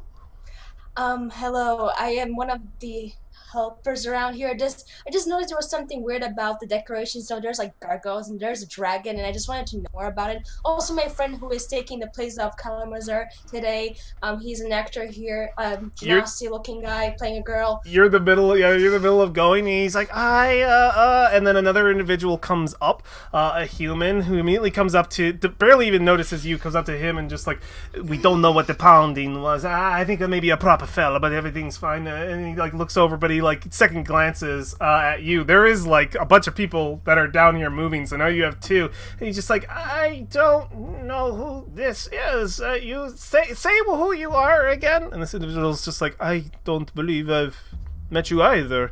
Are you new? Are you and you are caught up with these two individuals who are talking to you right now. So I'm pretty new. I'm part of the... Pyre, you can hear the voice of Selma. I go out, I'm gonna do the same thing. I'm gonna go out and be like, there you are, get back there. And I grab her by the scruff of her neck and pull her back there. And now the two individuals kind of look, and they recognize you as the replacement. They remember that you're in there. You are established. They're just I give them just an exhausted look, oh. And they look confused. It's we just go out, we go in the room, and we check the fucking room again. Make a deception check to both of you. I just want to see how well this goes over with these two. If they're probably not going to come after you, but I want to see if they record it. We would see you guys leave, and they would just kind of look at each other and just be like, we should say something to Yavik. There was a dragon up there, where I was climbing up. All I know is Lord Neverember used to fuck a lot in this room. Okay. Can I find a wig? Something in this room. I don't have any hair. Can I just find a wig? Everyone, check the fucking room. Make a group investigation check. Investigation with a 16. Hey, this is pretty good. This is about as good as it's gonna get from our collective, -1 to +1. Let's reenact his steps. Okay, so when he would start by the door, he would maybe... This is when Ed gives up and says, sure, it's in the room. Sure, you find it, guys. We're just doing so bad. Listen, once it started going bad, my solution has been just to throw as many rolls at Ed as we can. Because eventually The someone law of averages, we gotta get one. Yeah. Listen, if you do the same thing enough times, something interesting will happen. Selma, did you roll? Yes, I did. I rolled a 16. Boom. Y'all find nothing. Yeah, alright. You hear the voice now inside all of your heads. I'm like, Now just this tell me. is a scene, isn't it? Four individuals I've never seen before find their way into my theater, into a back room, never ember and treasure and all this going on, and now you're searching the room. Oh, if I've never seen a pack of adventurers before. All right. I want to know what you're doing here. And that is where we're going to end it. Okay. Okay. Oh, this was We terrible. got absolutely nowhere. We got nowhere. We're probably not even in the tried- right room. we It's tried every literally the room, only clue every we had room. was the fitting room. Fail climbing to the like- rafters. You guys did really good. Asking people in the crowd about it was really smart. To locate like to get a clue to like Holy a situation. At least there's You know- there's a dragon. We know where he was sleeping with people. Like, yes, something. Overall, It's looking at our rolls, they're not that bad. They're not bad. It's just Yeah, they're Important moments. They're just That's they're very polarized. Huh. They're pretty average overall. Yeah. But I usually do better. Usually I roll better. This was like one of my worst. Alright, guys, it's okay. But it's funny. We It's just fine. have Kristen's character just appear next to us. Yeah. Oh, we will see where Kristen's character ends up last time. She's got a date with Galore. So we'll see how. Oh, yeah. We'll so see she'll how want that to find goes. me, right? Because that's... Well, we remember what Galore knows. Perhaps it's what Galore wants is for her to find you, so. Because who wouldn't want to find me in drag? Oh, This has been an amazing episode. Oh, I love you guys so much. Thank you for playing Dungeons and Dragons. I love the Chaos Plateau. I know, Tom, it kills you inside, but I love how much it kills you inside. It's funny. It's so really good. great. I know. Mission Impossible done wrong. I'm having a good time. Yeah. I know. I just love some of my favorite parts are you just like, I investigate the room. One, fuck it. Just throw me in the mud. Just push me over. Fuck it. If someone I throw step myself on me. on stage. Damn. But really, though, we have Take me. we got like 5 minutes until I have to go on stage. You guys are about to have to go on stage. I have This- to go on stage. I love that this is a beauty. I will say on the opposite side, the beauty of the chaos of the system is that crazy shit like this does happen. Like when you don't succeed, you have to push for crazier shit. I would have never gotten you guys dressed up in this shit if you would have just snuck in the door, got in, no one saw you, slick, and you're done. I love the way you guys got in here. I knew I was getting myself into this when I made Pyre. When I was like, all right, you know what? We're not gonna make the least sneaky character ever. The best parts about running Not a smart. It's so good. The best parts about being a GM is when your party surprises you. When you do things you didn't know. I never thought of you guys actually like playing to get on stage and shit and do stuff. Not what I saw coming. I should have. It should have been there, but I was like, no, they'll just like maybe get caught, or maybe they'll be able to get around, or maybe something will happen, or I think that's the thing too with his Pyre's investigation skills here is he's really just like he's investigating, but he's also keeps looking back at his lines. it's so good. He's just like all in. Everybody was in character. It's just too good. Everything was beautiful. Because hey, worst case, he actually goes out there, kills it, and then is allowed to stick around this place. We're Yeah. good. Or we just get the thing that's put in the system in case the players roll like shit, and the GM ex machina. I think it's a balance between like you are dealing with a chaos system that's gonna roll poorly, but when the rolls fail, it's kind of thinking about what else happens. But like it doesn't happen, but something else opens up. Like if I just shut you down, this game does suck. If it's just like you rolled bad. Nothing. Fuck you. I don't play that way. I don't GM that way. I like to have, it's bad. Give me a different opportunity. Maybe you come up with it. Maybe I come up with it, and we try again. And I know it's just the incessant. Well, we're just waiting for the good rolls. But it's just role play. We're also doing this by far the dumbest way possible. You know what the smart thing to do is? is to just come back in like 5 hours when everyone's gone. That's the other. This place does close. It does close. You know, we And don't then like just we like to kick have a in the shower. door. Instead, I saw this opportunity. It's too good. Impossible. The Instead of Mission Impossible. the we're going nighttime. like, I mean, that option isn't away from you. You did see a door to the outside, like right over here. You could just fucking run and just come back. just leave. I just got to go on stage. Yeah. This is his true calling. Like we like if I yeah. The performance checks. I would not. We he's would. not We even would good. fail. That too. No, you would be better than me and Fung. We are minus performance Listen, skills. it doesn't matter what your modifier How is. would I We read roll a my d20. lines It doesn't. without All that talking? matters is that you roll a high number. If I poke my DM fingers in here next episode, my goal is to get Soma and Fung as background props, holding like fucking leaves while fires up there, having to get up. And Are we fucking doing the performance checks now? no, you guys aren't on stage. I will say 5 minutes. Like I think it'll be really cool because you're no, we're gonna reroll. We're gonna I'm getting reroll. it out. I'm doing really bad. No. Okay, that was better. You guys- 17. You guys got some explaining to do to Mr. Wishes, and then we'll see where you go from there. We can't have one session where I got the Stone of Galore in my head, and then Wishes in my head, and expect. At the very least, I can tell you it is not the same ominous presence. This is a very Oh yeah, I know that. free-spirited presence. Uh, I'm beautiful. about to just pull out the stone and be like, "Hey man, I'm back. What now?" I had to Back roll. Back up.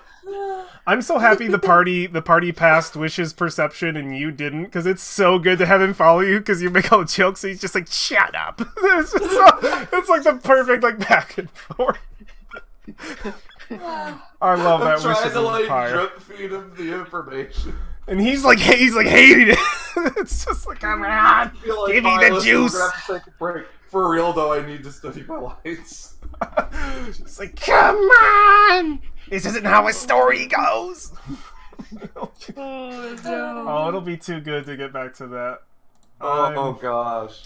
Holy God. You guys are in the theater. You're in. All right, guys. Well, I'm going to close out the stream real quick. I have to pick up my wife soon, so we will close it. I'd like to thank those who hung out with us in chat today. I super appreciate your presence. If you were typing to us, if you were in the message board, apologies. I do not interact. The players can. They're not required to, so nobody might be in there. We might be completely isolated from you. Apologies, but your presence is noted. Thank you for hanging out with us. And if you're in the background, not saying anything at all, appreciate your lurk, man. Thanks for hanging out.